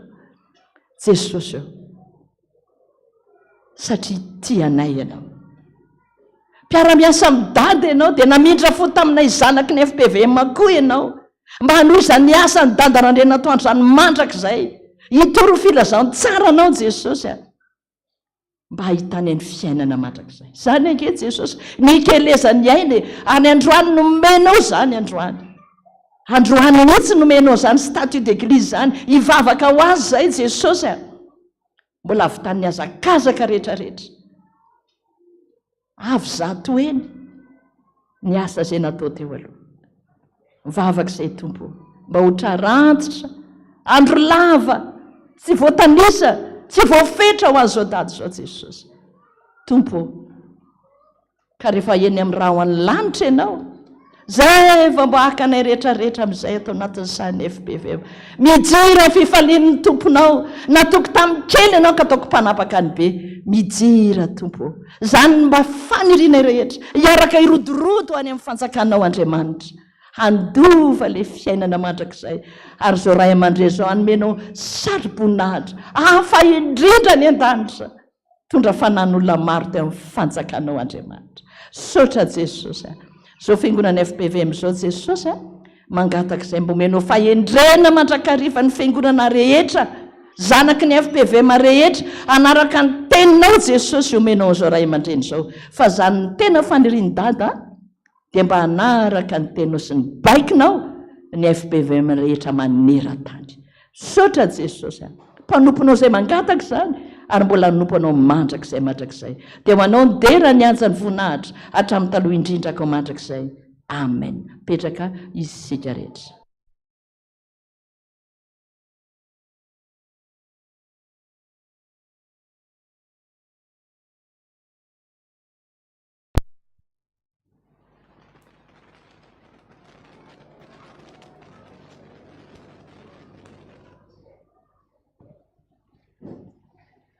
sotra ny tompontsika ihany amin'izao alahadin'ny dada zao alahadin'ny mpitandrina ao anatin'izany alahadin'ny dada zany 10 taona mahery zay na mpitandrina azy niazaka zany nanaova ny asan'Andriamanitra fa kositsika ankehitriny tsy miverina le écran dia tsy andeha anaraka an'izany hoe tamin'ity taon'ity fotsiny nanahoana zany fiazakazahana asan'Andriamanitra no tanterahany dada izany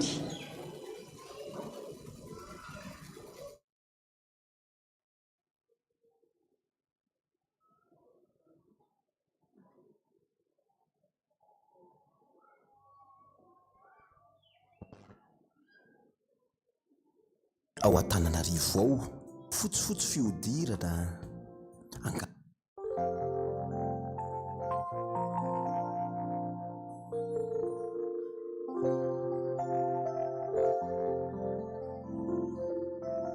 etsikely ange ianao hoe misy lehilahy iray ao Taninanandrano ao fotsifotsy fihodirana angamba mirefy eo amin'ny 1 metatra sy 100 eo mamelona ny antsara tarehany ny volombava izay manarona ny molony ambony lehilahy tsotra fo be fitiavana mizarana izay ananany rehetra ary nanaiky no ampiasain'Andriamanitra tona olona marobe nanasitrana nanafaka nivavaka ho an'ireo izay rehetra reraka ampanahy toa hoe tranobe ray mendrika samby fiara hono no hitondran'ireo olona marobe ho any an-danitra ary tsy vitan'izay fa efa mielipatrana manerana ny Madagasikara hatrany ampitan-dranomasina ireo zanany ara-panahy izy ary zany lehilahy zany ampahafantariko anao androany lehilahy iray feno 20 taona tamin'ny 12 janoary 2020 teo idada RANDRIANATOANDRO Jean Joseph izy no lehibe mpamorona ny Fiangonana Protestanta vaovao eto Madagasikara na ny FPVM nandritry ny 20 taona mahery no nanorenany sy nitondrany ity fiangonana FPVM ity ary nataona olona maro be mihitsy izy tamin'izany nampampifanahany olona maro tsy vitan'izany fa nanangana fiangonana amanjatony eran'ny Madagasikara hatrany ampitan-dranomasina betsaka ny velom-pelonana ka dia namorona atsangatsy amanorana tedy sy teroa haminganana sy andravana ary indrindraindrindra hamonoana azy fa tanteraka foana ilay teniny fanao ny matetika manao hoe rehefa tsy maty izay le roa tsy maty tsony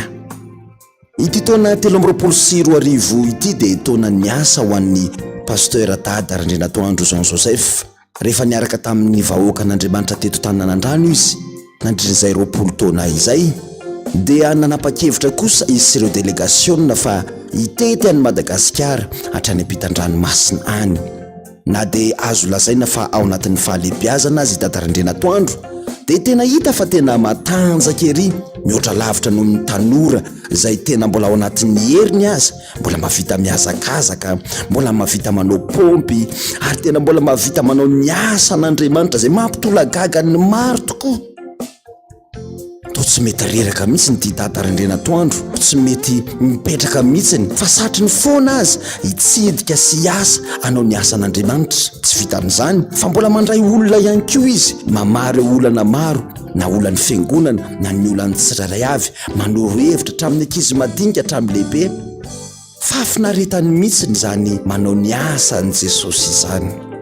Raha ity taona 324 ity fotsiny no ataondray mijery dia efa tany amin'ny 7,000 kilometatra tany ho any raha atotaly ireo lalana izay nalehany eran'ny Madagasikara.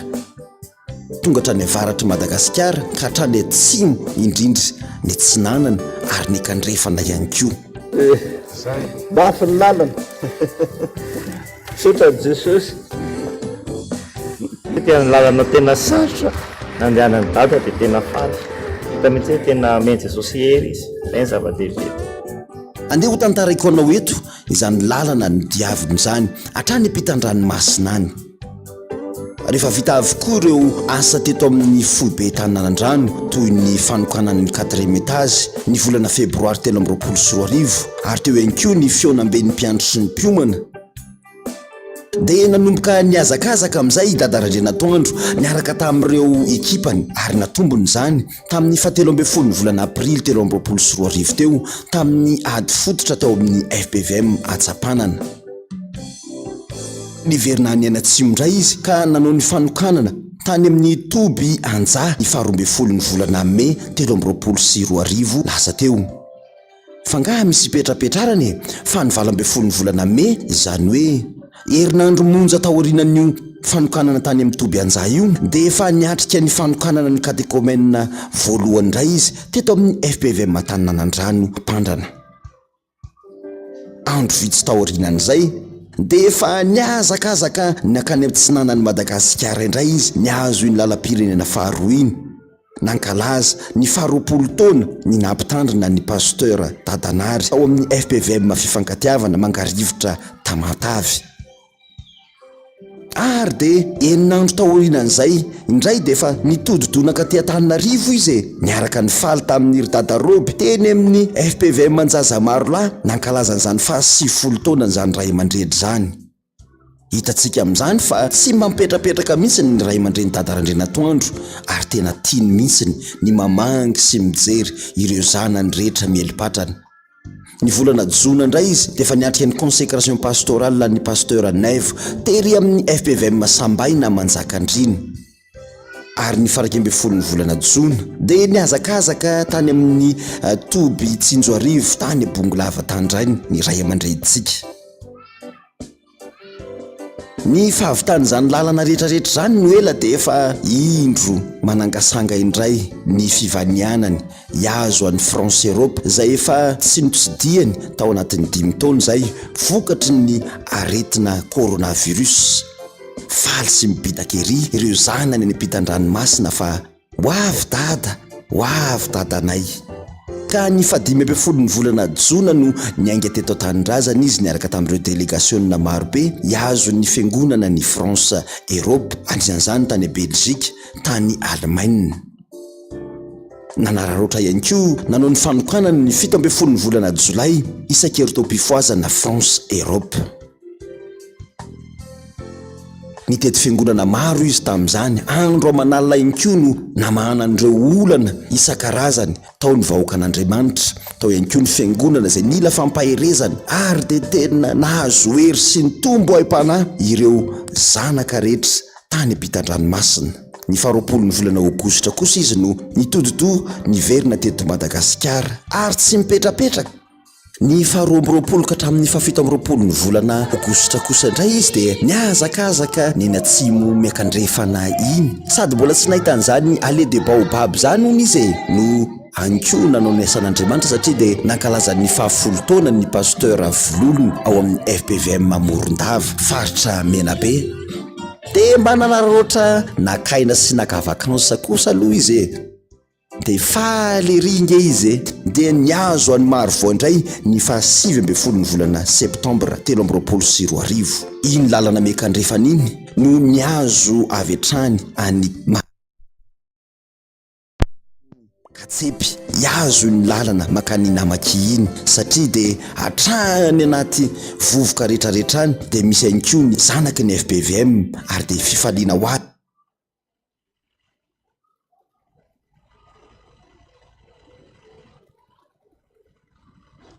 iny lalana mekandrefaniny no niazo avy hatrany any mahajanga itoerana izay ampitana hoe ny katsepy iazo ny lalana makany namaky iny satria dia hatrany anaty vovoka rehetrarehetrany dia misy anko ny zanaky ny FPVM ary dia fifaliana ho azy no mahita azy ireny.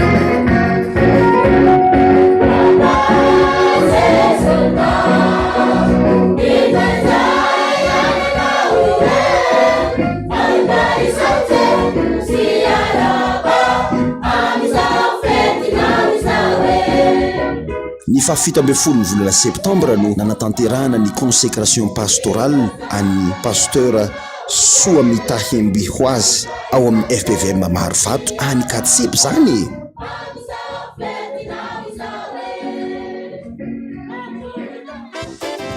Ary rehefa vita indray aloha zany avy ny pitabaka teo Katsepy nakany mahazanganaka ny Katsepy dia efa tsy nipetraka indray ny fa 20 ka hatramin'ny 4 ny volana septambra fa namonjy ny isan-keritoam-pifoazana tany amin'ny Toby Ambatondrazaka.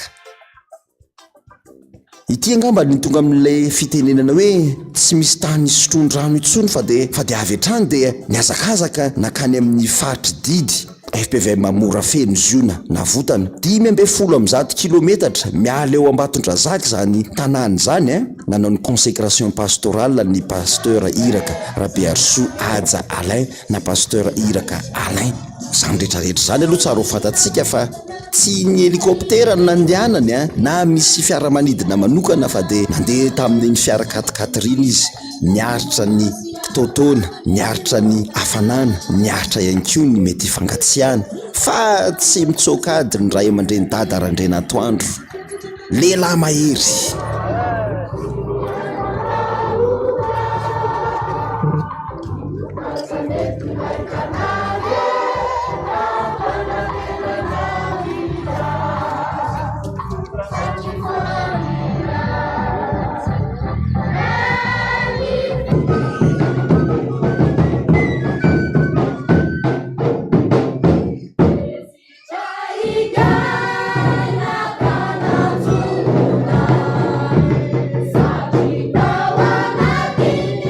Mbola mitony tantara satria ny fahavalon'ny volana oktobra dia namonjy ny isan-keritoam-pifoazana teny amin'ny Toby Ambodanerana. Namonjy indray ireo vahoaka analikisa izay niatrika an'izany teny amin'ny Toby izany. Ary dia tsapa fa eo akaiky ny mandrakariva Andriamanitra ny asa rehetra izay nitanterahana dia nodiventiny avokoa ary indrindra izay rehetra nangatahana tao anatin'ny taona maro dia novalian'Andriamanitra ka dia nodiventiny ny rano natsakaina. Niaraka ny faly indray nandray ny statut d'église ny 17 ny volana oktobra teny amin'ny CCI Ivato.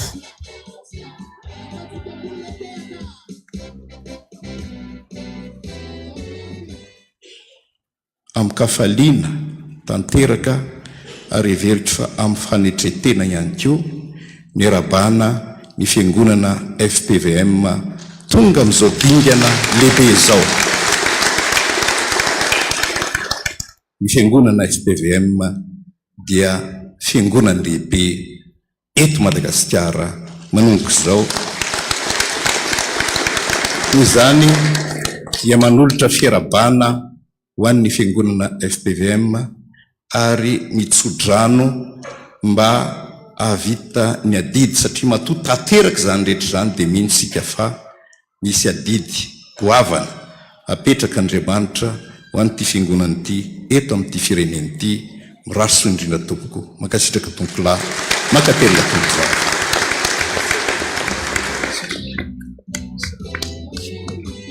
ny toy zany ny ampitso a ny 4 ny volana oktobra izay fanokanana ny fiangonana kanana vaovao itosy de fifaliana foana ny ainany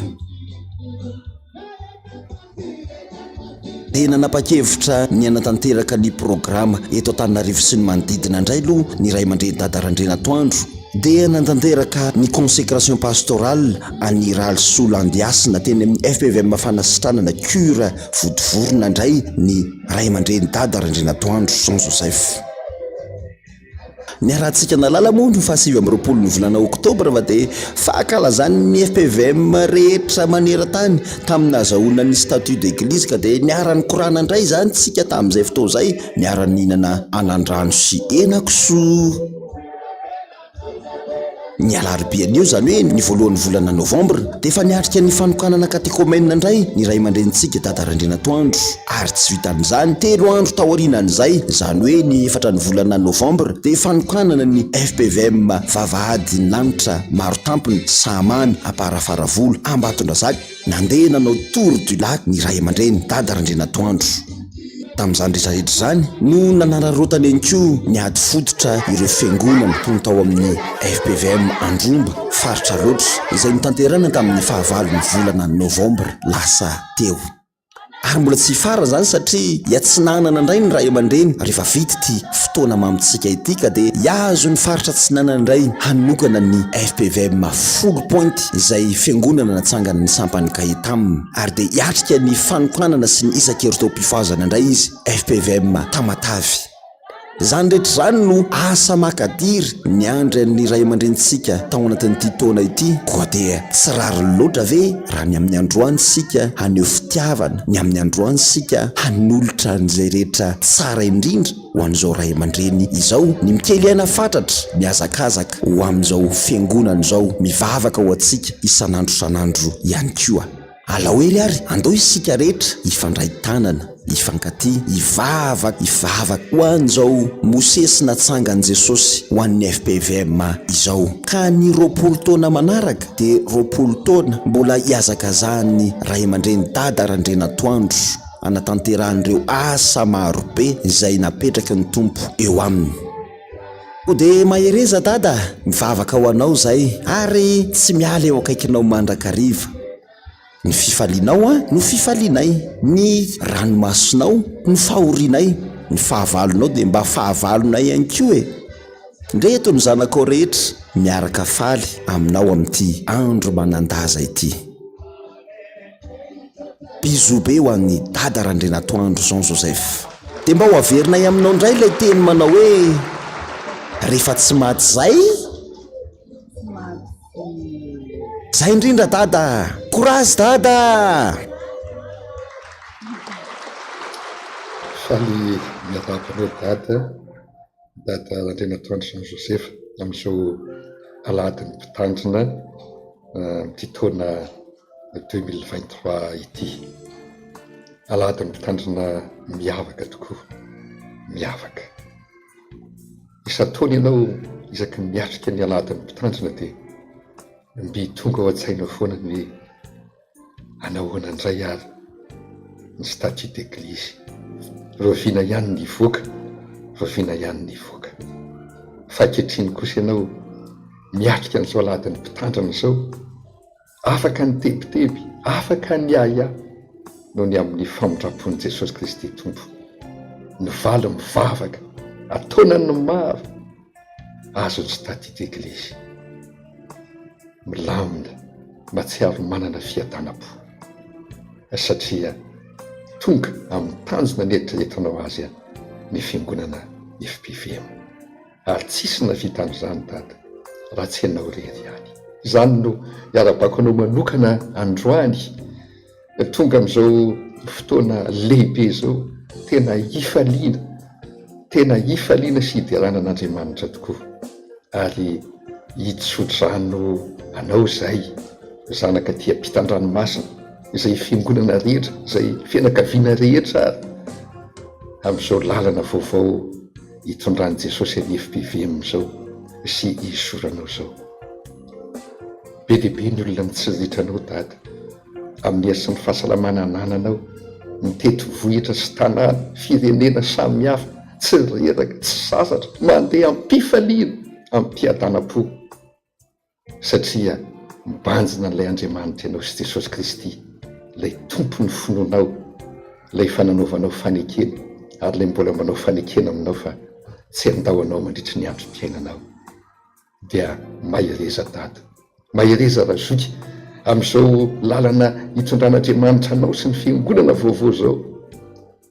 Eto an-damosinao mandrakarivo izay mivavaka ho anao, tsy manadino anao, ary ho tanteraka aminao ny teniny Isaia mpaminany manao hoe fa izay miandry ny Jehovah kosa dia mandroso hery. Elatra ny akarany tahaka ny voromahery, hiazakazaka izy nefa tsy ho sasatra, andeha izy nefa tsy ho reraka. Mahireza razoky, fitao ny asanao mandra-pikimpony ny masonao Jesosy mitantana anao fa efa manomana n'ilay tsara lavitra ho anao izy, ary tsy ho anao ihany fa ho anay rehetra, ho tsika rehetra izay mitana ny finoanao sy manaraka ny finoanao. Mahireza dia manaova fety sambatra. Misaotra Jesosy, misaotra. Arabainyanao ani oridadama dinai salirizai numeni tumbanau yarabalianda ditsa utayinanye yanau nadimafi yasanau mairezadado saimanuananau sacitenatinai yanau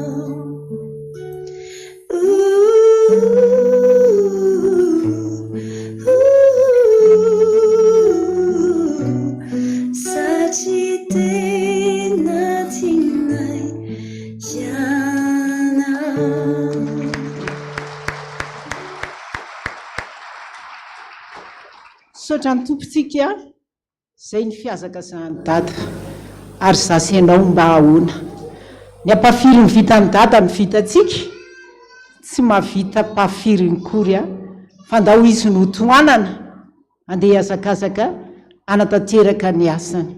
Misaotra mbirao fobe sy ny rantsa-manjaka rehetra atao anatin'ny sahany FPVM amin'ny fiarahana amin'ny dada tamin'ny toriny rehetra nataony a, ary amin'ny fanohanana indrindra ny androany a, eto daholo ny entité rehetrarehetra atao anatin'ny sahany FPVM hatrany ampitan-dranomasina, makasitraka anareo a, makasitraka tompoko. Anatanteraka ny fanatitra tsika kehitriny, miazakazaka ny ray aman-dreny. Ao anatin'ny raiky amin'ny 10 ao anatin'ny taona, vavaka ao atsika izy a, tondram-bavaka ao atsika izy isaky ny alahady a, ary ny andavanandro tsy mitsahatra ny telefona eny foana, fa ny alahady faharoan'ny volana novambra kosa mba hatokatsika rehetra anohanantsika ny dada, andao ataotsika izay rehetra azotsika tao mba ho fanomezantsika fininahitra azy a. Valim-pabenao anazy sady zany e, dia ataovy mihitsy ara izay rehetra azo atao, aza mijerijery, aza manao calcul, fa tsy izay azonao arotsaka fa ny tompo hanonitra arivo zato eny tsy manam-pataperana. Izay manome ampifaliana no ankasitrahana indrindra ny rakitra ny fanatitra faharoa sy ny procession dia ho atolotritsika manontolo ho an'ny ray aman-drenitsika dada Randrianatoandro.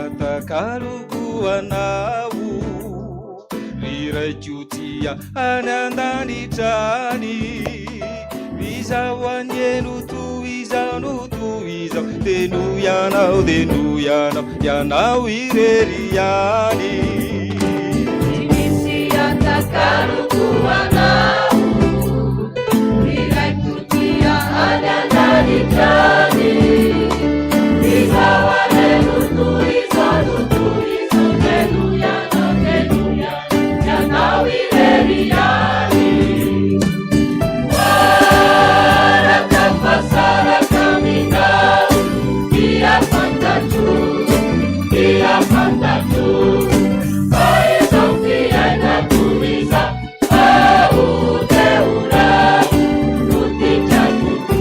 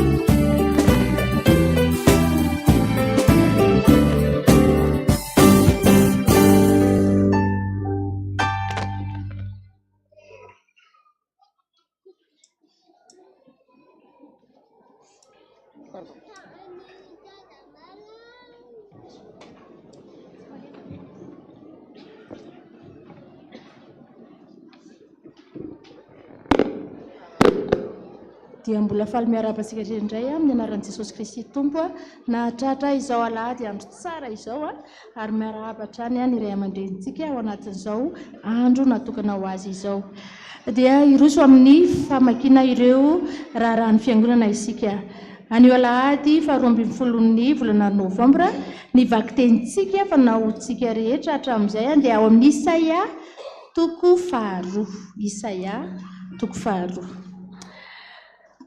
ilazana ny mpiomana rehetra izay nanao dinidinika mikasa ny atokana any amin'ny tombotoamasina ny 4-20 novambra ho avy izao fefa nivoaka ny valim-bavaka ho an'ireo mpiomana izay nikena ka ny alatsinainy 9 novambra amin'ny 12 ny fidirana mianatra eto amin'ny Taninanandrano efa tamin'ny 9 novambra izany Ampiomanina isika vaokan'Andriamanitra rehetra fa amin'ny Alahady 7 Novambra tontolo andro ho avy izao izay fanateram-bokatry ny fifoazana eto amin'ny Taninanandrano dia akanjo fotsy daholo no thème. Ny mpiandry rehetra manao akanjo masina daholo hatramin'ny iraka rehetra ka tsy hisy miala eo mihitsy isika ny tapakandro maraina samy manomana ny valopy fanatitra ny tsirairay. Filazana avy amin'ny SMK sampana miaramilan'i Kristy etsika fanokafana ny 10 taonan'ny SMK na ny SLK teo aloha ny sampana lehilahy kristiana zany dia niova hoe SMK na sampana miaramilan'i Kristy. Izay SMK dia anatanteraka etsika lehibe ho fidirana n'Andriamanitra izay atao ao amin'ny Palais de Sport Mahamasina ny sabotsy 18 Novambra ho avy izao izay mitondra ny lohahevitra hoe tsy maintsy misandratra Jesosy iarahana amin'ny SMK rehetra Joseph Dafa, TJC, Naina, Riri, Rahalaliva, Azisi, Dida sy Tahina. Dia tapakila dia efa azonao jifaina eny amin'ireto toerana manaraka ireto ny tapaka super musique analakely ny Fiangonana Taninanandrano ny andron'ny fampisehoana dia isy ihany koa ny fisarahana izay mety azonao loka maro isan-karazany. Ny Alahady 7 Novambra amin'ny 10 maraina riana Faha2 eto amin'ny Taninanandrano no hitrotroana-bavaka sy hanohanana ny mpitandrina Rakotondrasoa Marcelin Robert Amenakavy.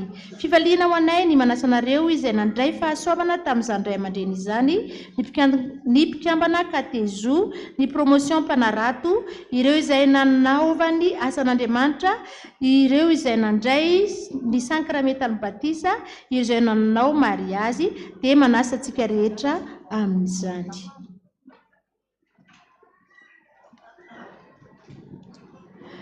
Ny mpitandrina ny Fiangonana FPVM Ambolo dia miantso ny zanakam-pielezana ny FPVM Ambolo rehetra sy ny manodidina amin'ny reto faritra reto Antsahamaro, Ambomiadana, Anofobe, Antanety-be, Ankafitra, Ambaribe, Ambolo mba ho tonga hiara-iombavaka ny Alahady 7 Novambra amin'ny 7 maraina ao amin'ny Kôty Sambodivona efitra ambonindriana izay tarihan'ny Pasteur Mamso Andriamanalina. Izy fivirina ho fandiniana ihany koa ny fampandrosoana ny asan'Andriamanitra any an-toerana Kosami tonga daholo. Kosami moa satria efa voataty ny fanatitra dia irosondraitsika amin'ny procession.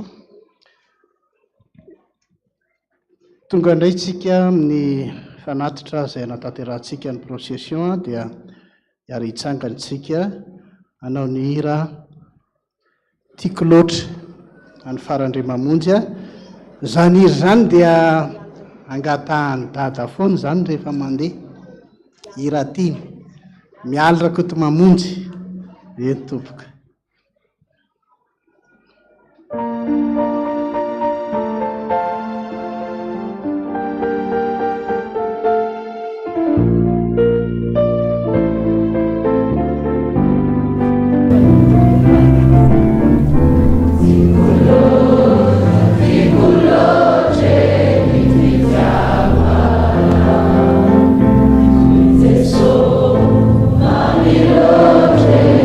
Mami,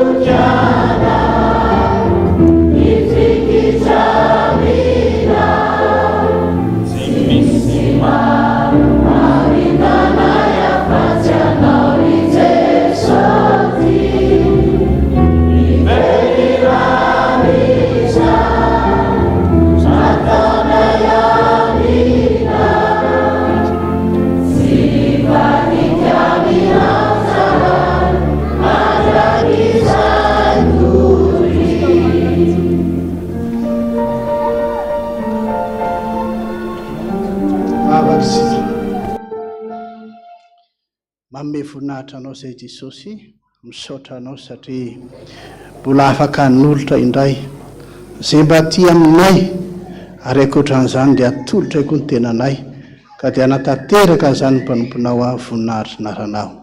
Misaotra indrindra Jesosy. Amen. Mahasotoerantsika dia tonga hanatanteraka ny processiontsika dia ny dekona hanatanteraka an'izany.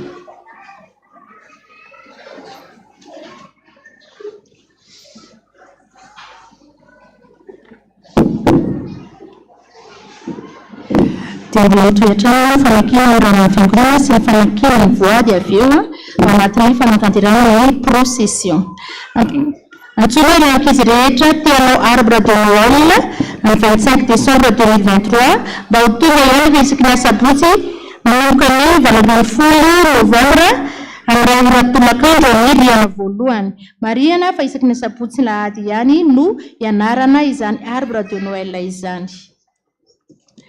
Voninahitran'Andriamanitra irery ihany dia fifaliana ho anay Pasteur Iraka Dada RANDRIANATOANDRO Jean Joseph filompanorona ny FPVM maneran-tany ny komity ny Jobily Faha2 taona ny sampana Gaetam synodam-paritra Toamasina Avaratra bureau ny Fiangonana FPVM ziona famonjena full point no manasanareo amin'ny fitokanana ny trano fiangonana FPVM ziona famonjena full point izay ho tanterahana ny sabotsy 20 novambra 3:24 manomboka amin'ny 7 ora maraina dia manasa antsika rehetra amin'izany fotoana rehetrarehetra zany.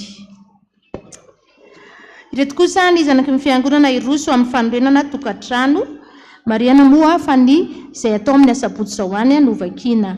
Andriamatora Kotona Nahary Jean Baptiste de la Salle, Pasteur Raoel Nirina Elsodorette, Ramatora Soanirina Masy, Andriamatora Andrianatoandro Nirina Hery, Ramatora Zaviary Sosolo Niaina, Andriamatora Andrianatoandro Rina Antoine, Aramatora Soloarsoa Lucie Ankilany, dia afaly manasanareo anatrika ny fanamasinana ny farambadin'ny zanany ny zafiny Rakotona Nahary Mamy Aina Patrick sy Randrianatoandro Kristina Faneva izay atao eto amin'ny fiangonantsika ny sabotsy 20 novambra amin'ny 12 ora maraina.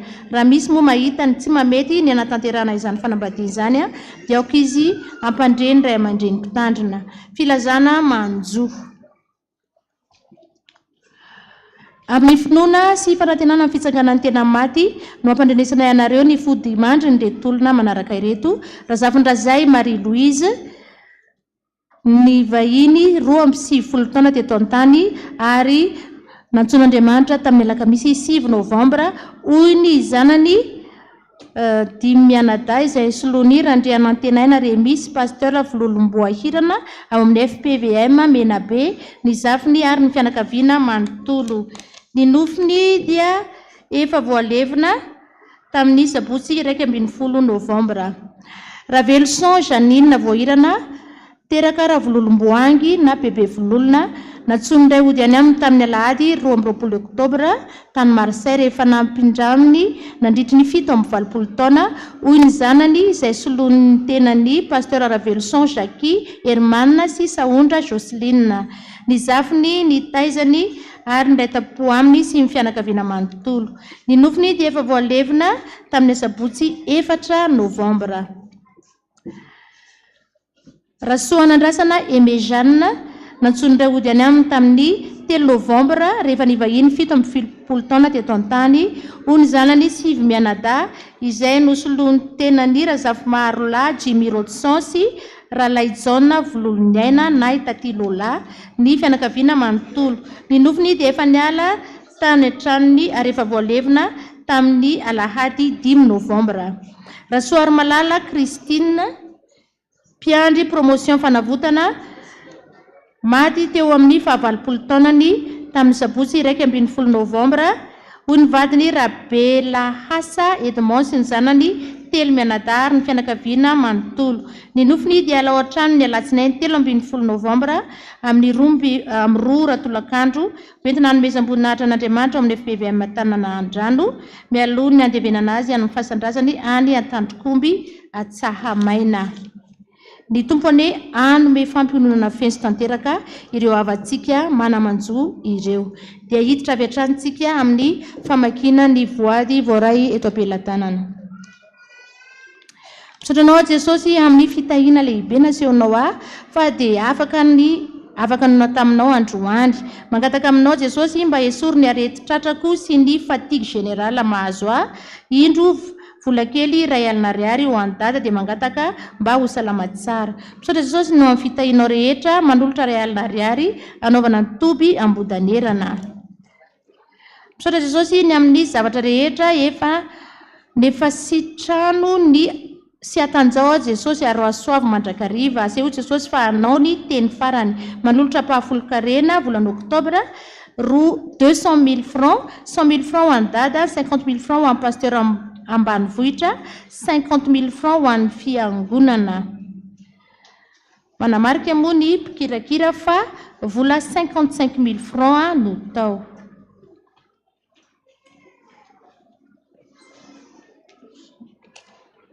Faly ny fononay Jesosy tonga soa eto amin'ny foibe Taninanandrano amin'izao alahady mpitandrina izao dia misy fangatahana ohatr'izao dada hoe ny zanako amin'ny France mety vera izao ny reniny no mitondra ny nofiny ao aminao dia mangataka vavaka mba anana hery mandrakariva iomanana amin'ny fiavian'i Jesosy eny amin'ny rahaolanitra ary manolotra ray alina ariary. Misaotra Jesosy malala fa feno 7 taona hitamby tamin'ny 9 novambra teo. Mangataka fa endrena sy fahalalana ho azy. Misaotra Jesosy vola 10,000 ariary. Misotranao Jesosy fa nomenao ny faha 12 taonako ary mirary ny atratra ny herintaona indray indro vola 2,000 ariary ho amin'ny asanao. Fanorenantsoa miavitiana mba omeo fahendrena foana izy Jesosy. Ho an'ny dada taheny Jesosy foana ianao dada. Misaotra Jesosy no ny fitiavanao manolotra 9,000 ariary. Jesosy eo namindra fotamika ianao sy ny ankonako ka mitady an'i Jehova aho dia mamaly ahy izy ary manafaka tamin'ny tahotro rehetra manolotra 10,000 sy 2 alina ariary ka ny 2 alina ariary ho an'ny mahantra ny 10,000 ariary kosa ny 2 alina ariary ho an'ny dada ny 10,000 ariary kosa ho an'ny mahantra dia misaotra ny tompony ny fahavitany katekomena sy ny batisa. Fa le Jesosy eo manolotra ho anao izao voady izao no ny nanomezanao tombonandro indray ka nahatratra amin'ny 70 taona ny zanako ary herintaona ny zavikeliko koa dia misaotra betsaka Jesosy malala manolotra vola 250 000 francs ho an'ny dada Randrianatoandro amin'izao fetiny izao. Misaotra Jesosy fa nivoaka ny hôpitaly ny tenako ary mangataka ny mba omenao fahasalamana manolotra rakim-pisaorana 10,000 ariary. Manolotra ny ampahafolo ny 9,000 ariary azo tamin'ny herinandro indro ho an'ny dada lehibe ny vavaka sy ny kasika nataonao tamiko dada ka dia misaotra indrindra amin'izany rehetra izany. Tsy misy soratra 2,000 ariary. Misaotra Jesosy fa feno 10 taona ny zanakay ary vita batisa soamantsara koa ny zanakay iray dia mbola ankinina aminao hatrany ny fiainanay sy ny hoaviny nisy telo mirahavavy matokanao hatrany izay Jesosy manolotra vola 2 ariary ka ny 10 alina ariary ho an'ny dada ny 10 alina ariary ho an'ny pasteur fanantenana. Misaotra Jehova ary fanahiko ary izay rehetra anatiko misaotra ny anarany masina. Misaotra Jesosy fa nahatratra ny fahaefiny na 70 taona aho dia mbola mametraka hatrany ny androko rehetra ho ampelantananao dia mbola hotahinao hatrany any amin'ny fahasalamako manolotra 2 alina ariary ho an'ny dada. Misaotra Jesosy fa noho ny fahasoavanao na toy izao ity Jesosy ampahany atolotra ho an'ny fanaingona ny altaranao masina amin'izao tsingeritaona nahaterahako izao fa feno 7 taona androany aho dia mangataka fahendrena sy fahaizana avy aminao Jesosy vola 10,000 ariary. Voninahitra ny ho an'Andriamanitra irery ihany manefa ny ampahafolo ny azoko tamin'ny tsenao ho an'ny ray aman-dreny dada dia mangataka hery sy tanjaka ho anao hatrany ary mivavaka ho anao andresy amin'ny adinao rehetra dia ento mivavaka koa ao amin'ny ady eny amin'ny tribonaly fa tsy mety miala mihitsy ilay olona ny vidiananay trano eny amin'ny cassation izao ilay ady dia misaotra Jesosy zoko malala vola 3 alina ariary vola 3 alina ariary zany dia mamindrafo aminay ry Jesosy zanaka Davida. Omena ho an'ny pasteur rehetra ny ambanivohitra 10,000 ariary. Misotranao Jesosy no ny fitantananao aho ka nahatratrarako ny 20 taona androany. Misotranao ihany koa ny tarihinao ny lalako narovanao ao ka toy tsy toy izao raha tsy teo ianao dia manolotra ray alina ariary ho an'ny dada. Ampahafolon'ny pension omena ampitandrana ambanivohitra 4,000 sy ray alina ariary. Misaotra anao mandrakarivo izay Jesosy noho ny fitiavanao sy ny fahasoavanao izay arotsaka ao aminay ka izany no mbola nahatoy izao anay. Ity indray Jesosy ny ampahany tamin'ny vola voaray 4,000 sy ray alina ariary ho an'ny dada Randrianatoandro amin'izao alahady ny mpitandrina izao. Misaotra anao izay Jesosy nanomeanay an'ny dada ray aman-dreny RJJ ray aman-drenay ara-panahy tazoma mandrakariva izay Jesosy fa tsy mahatananao dia manolotra ray etsy ariary ho an'ny dada. Jesosy hanantsonao ao ka ho tokananao any amin'ny tobo tamatavy mandalo fisidrana mahamay ao Jesosy arabola aratokantrano amarino aniko mandrakariva ny tenao fa momba sy mitahay isan'andro ianao ny zanako sy ny asan'ny tanako ianao dia adidiko ihany manolotra arivo ariary ho an'ny asan'Andriamanitra. Jesosy amin'nisaotranao indrindra fa fitahiana rehetra sy ny fahasoavana narotsaka taminay isan'andro mamindrafo aminay mandrakariva fa tsy tanteraka izahay raiso ny fanatitra kely atolotra ho anao fa tena vokatry ny fo iray alina ariary ho an'ny dada. Misaotra Jesosy tamin'ny fitahiana sy ny fahasoavana izay nomenao anay. Jesosy eo mangataka aminao izahay ny amin'ny asa sy ny fidiram-bolanay mba handeha tsara dia esory ny trosa sy ny volan'olona ty aminay. Mehery sy fahasalamana mandrakariva izay Jesosy hiatrehany ny herinandro vaovao manolotra 10,000 ariary ho an'ny dada. Voninahitra ao an'Andriamanitra irery ihany dia misaotra anao Jesosy ny mbola nahatoy izao ary mbola hitokiko hatrany ianao. Ity indray Jesosy ny ampahafolon'ny karama izay azoko farany teo 5,000 sy 3 alina ariary. Misaotra Jesosy tompony maro tamin'ny fitahiana nomenao anay voninahitra teo anao irery ihany. Ity ny sombony kely fa ampitiavana no hanomezana azy raisy fa tena vokatry ny fo 2 alina ariary ka eo ka mba ho salama tsara Jesosy. Dado maminay loatra ny fisinao ela velona ne ianao dada malalanay dia derainay Jesosy amin'izany rehetrarehetra izany manolotra vola iray etsy ariary. Misaotra betsaka Jesosy atolotra ho an'ny dada izany bizo be dada. Jesosy malalo saorana no aterinay eto anatrehanao ny amin'izao fahaenina taona ny mariazina izao. Ianao ny aro sy ny ta nanao mihoatra noho izay nokasainay ianao ka fifalinao anay no mbola mametraka ny tokantranonay eto ampelantananao. Manolotra 2 alina ariary ho an'ny dada, 2 alina ariary ho amin'ny pasteur any ambanivohitra, 2 alina ariary ho amin'ny pasteur Anjato ny Rina, 2 alina ariary ho amin'ny radio Fiotazantso, 2 alina ariary ho amin'ny mpanadio Fiangonana ary 1 alina ariary ho an'ny mahantra ny Fiangonana. Totalin'izany moa dia 100 sy 1 alina sy 1 etsy ariary. Masina Jehovah tompony maro eniky ny voninay ny tany rehetra. Ino Jesosy ny ampahafolony izay nomenao dia atolotra ho anao vola 5,000 sy 1 alina ariary ho an'ny dada. Misaotra Jesosy ny amin'ny tombonandro nomenao isan'andro indrindra ny tamin'ny anniversaireko tamin'iny herinandro lasiny dia misaotra anao ny amin'ny famindrapo sy ny fitiavana apetraka eo ampelantanao hatrany no afaka rehetra na ary aza mafoy na mahasaraka Jesosy. Manolotra 3 alina ariary ho an'ny dada ho amin'izao fiara-banazy izao 1 alina ariary ho an'ny sairana, 1 alina ariary ho an'ny fifoazana ny tontalin'izy rehetra 10 alina ariary. Misaotra betsaka Jesosy noho ny fitahianao sy ny famindram-po izahay lehibe tokoa mamindrafo aminay mamelany elokay fa tsy mendrika izahay. Misaotra betsaka ihany koa Jesosy fa ianao tokoa no nampitombo ny fidiram-bolanay mba hampitomboy hatrany ny fidiram-bola Jesosy dia ianao hijery mandrakariva ny fiainanay rehetra ka tsy ampisy etona akory ihany ho anaovanao ny asanao amin'ny anaran'i Jesosy Kristy velona sy mahery avy any Nazareta dia manolotra vola 10 alina ariary, 2 alina ariary ho an'ny dada, 3 alina ariary kosa ho amin'ny fampandrosoana ny asan'Andriamanitra. Dia toy izay ny voady voaray teto am-pelatanantsika nahatratra 2:30 ny voninahitra amin'izany rehetrarehetra izany dia ho an'Andriamanitra irery ihany. Amen.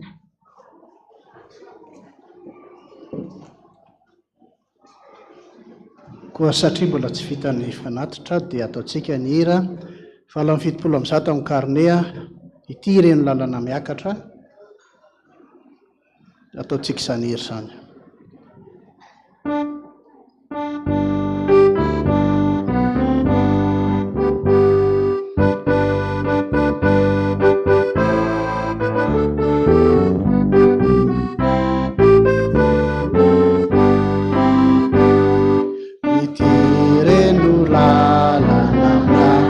Akatra iti renula lamyak miakatra iakaratsika itireno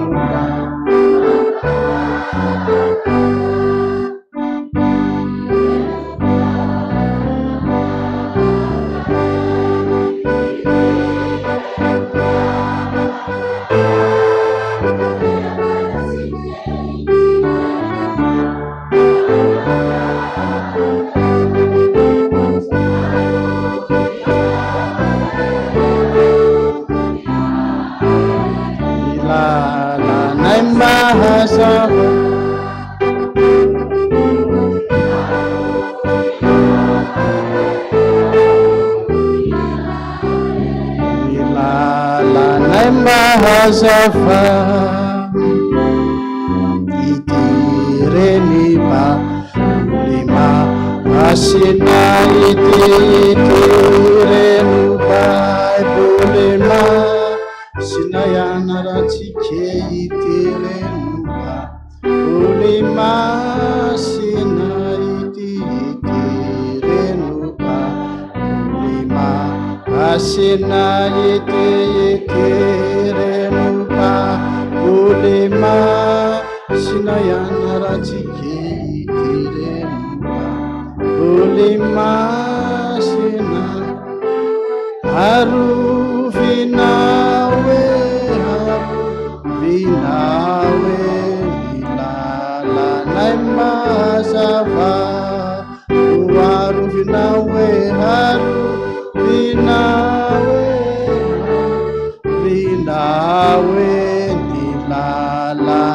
mahazava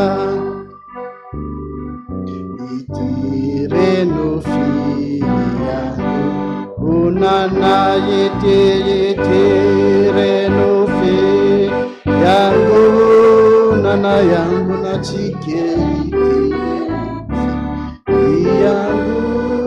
nana yetireno fiyangu unana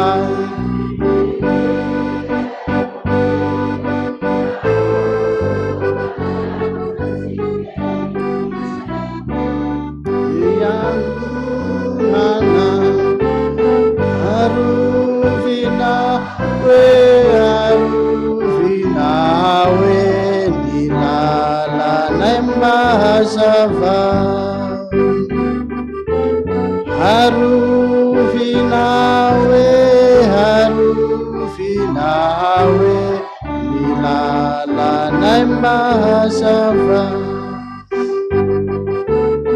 Nuripivayini raisunivatina re fawanyandanitra Timatokianao faratsiny natao de hoan'ny amin'ny afobe Namatokianao fa tsarany natao de hoan'ny andanitra Ny raisonivatsina fa hoan'ny andanitra Timatokianao faratsiny natao hoan'ny amin'ny afobe Namatokianao fa tsarany natao de hoan'ny andanitra Arovinawe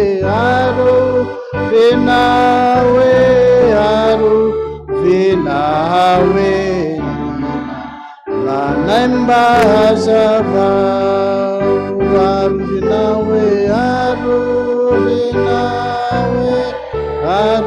Arovinawe lanaimahazava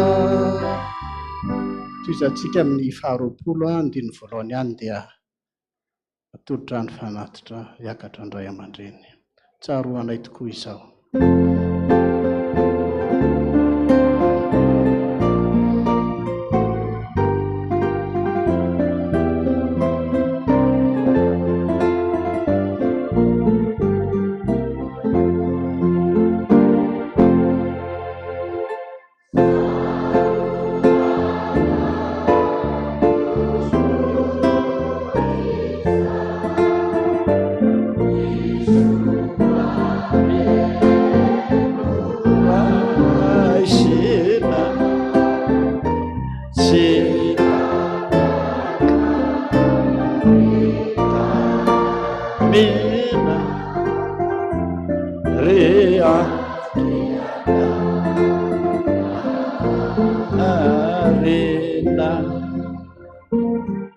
misaotra tompoko a misaotra tompoko a misaotra tompoko a misaotra tompoko a faly dada faly Jesosy a mankasitraka anareo rehetrarehetrarehetra.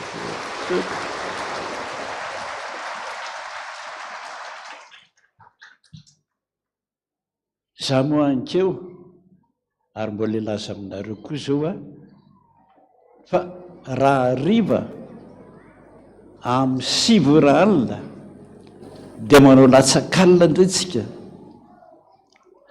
Afatra Jesosy satria tezitra be amintsika kristianina ny devoly andefa karazana aretina indray izy tandro fitsika izany anapotehana ny malagasy tsy matahotra an'izany sa matahotra izany ny FPVM saotra ny Jesosy hatramin'izay. Laza koa ny devoly fa hamafy raha mandrika eto Madagasikara. Izy mandresy amin'izany Jesosy sa ny devoly? Jesosy mandresy amin'izany, tsy manaiky an'izany a ny kristianina rehetra eto Madagasikara. Ka dia raha hariva dia miantso latsakalina indray Jesosy. Paika tsara ny amin'ny 7 alina dia arao ny radio. Misy atao a, misy zavatra atao a mpanaovana anareo. Manomana daholo rano eraky ny zinga. Tsabany io a amasinina. Ho ny rano Jesosy tombony azy fijaliana. Le raha mahery, le raha matanjaka, le raha manafaka ny retina rehetra dia atao amin'ny anaran'i Jesosy. Afafy any amin'ny rivotra. Aza diny fa mifitenenantsika hoe may. Zay ny bala. Ka raha kely fiteny ianao a dia tsy mahery iny. Soratra masina mihitsy milaza an'izany. Rehefa nakarina any an-danitra Jesosy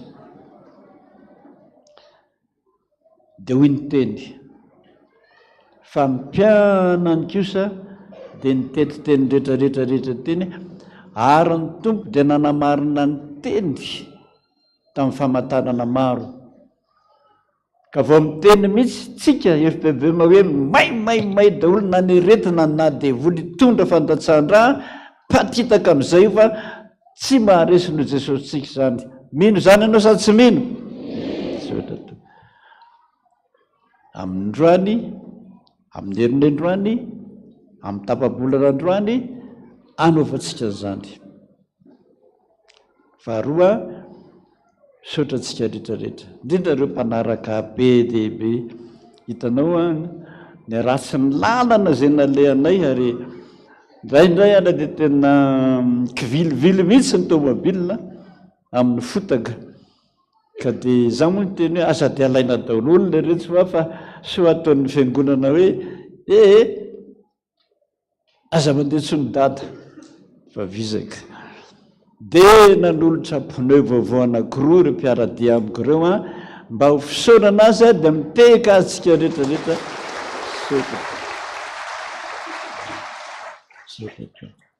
Saotra. Zay zany. Sangana amin'izay tsika dia izany firy roa efa miray. Tsangana amin'izay tsika anolotra ny rakitra dia anolotra ny tsodrano.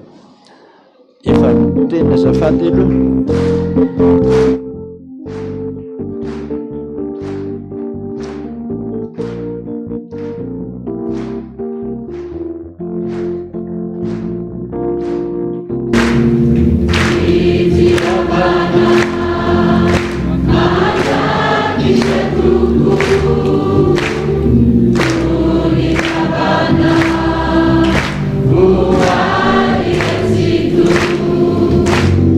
Sina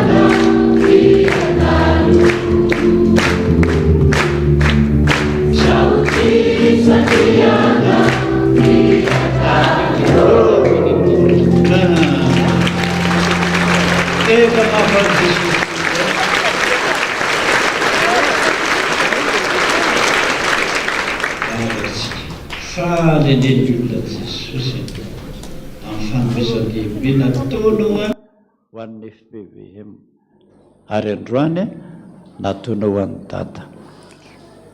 Faly zay satria tena tiana ianao ary mbola mitana fona ny teninao hoe tsy andahoanao mihitsy naroviana.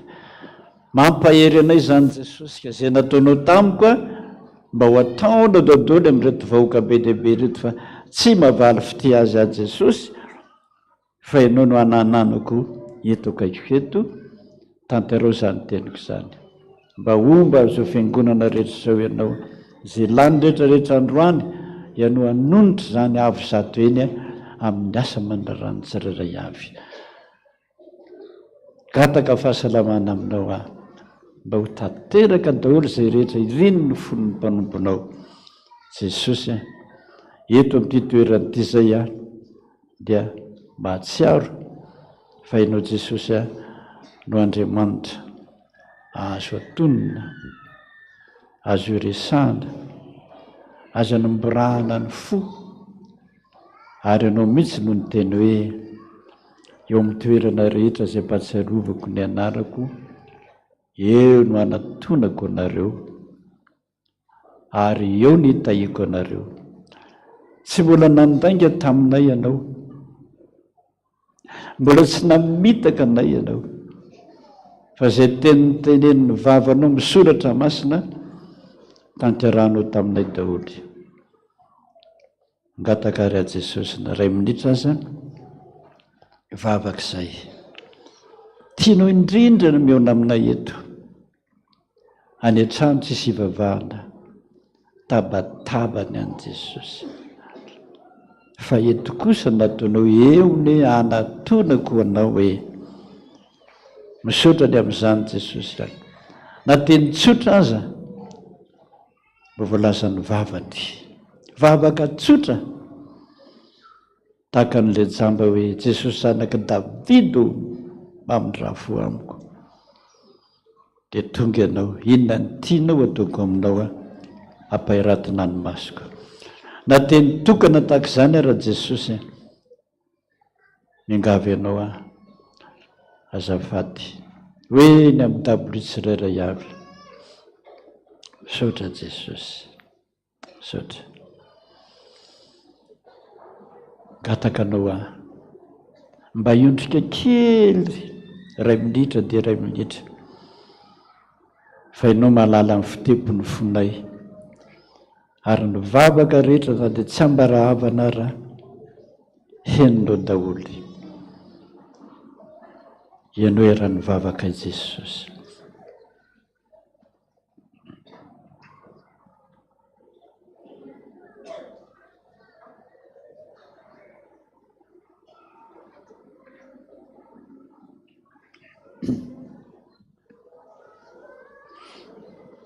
Sotra Jesosy voasoratra voaray ary hiazakazaka ny amin'Andriamanitra ray ianao, tsisy aka izany vavaka izany any an-dalana amin'iny abakabaka iny, ny anjelinao sy ny herinao mifananao masina hiaraka hitondra an'izany ho tonga anatrehan'Andriamanitra ray androany.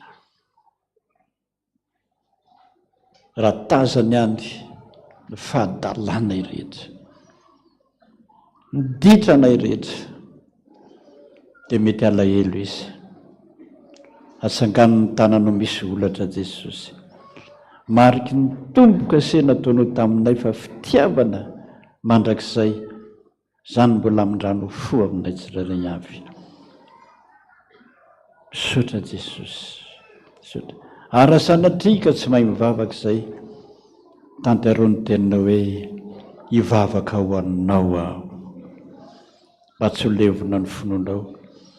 Tsy mba mandainga ianao Jesosy, fa mifona ao anaisa mivavaka ao anaisan'andro, ka dia tanterao izany. Mpangataka an'izay Jesosy, mpanompo e, hanompo anao hatramin'ny farany Jesosy,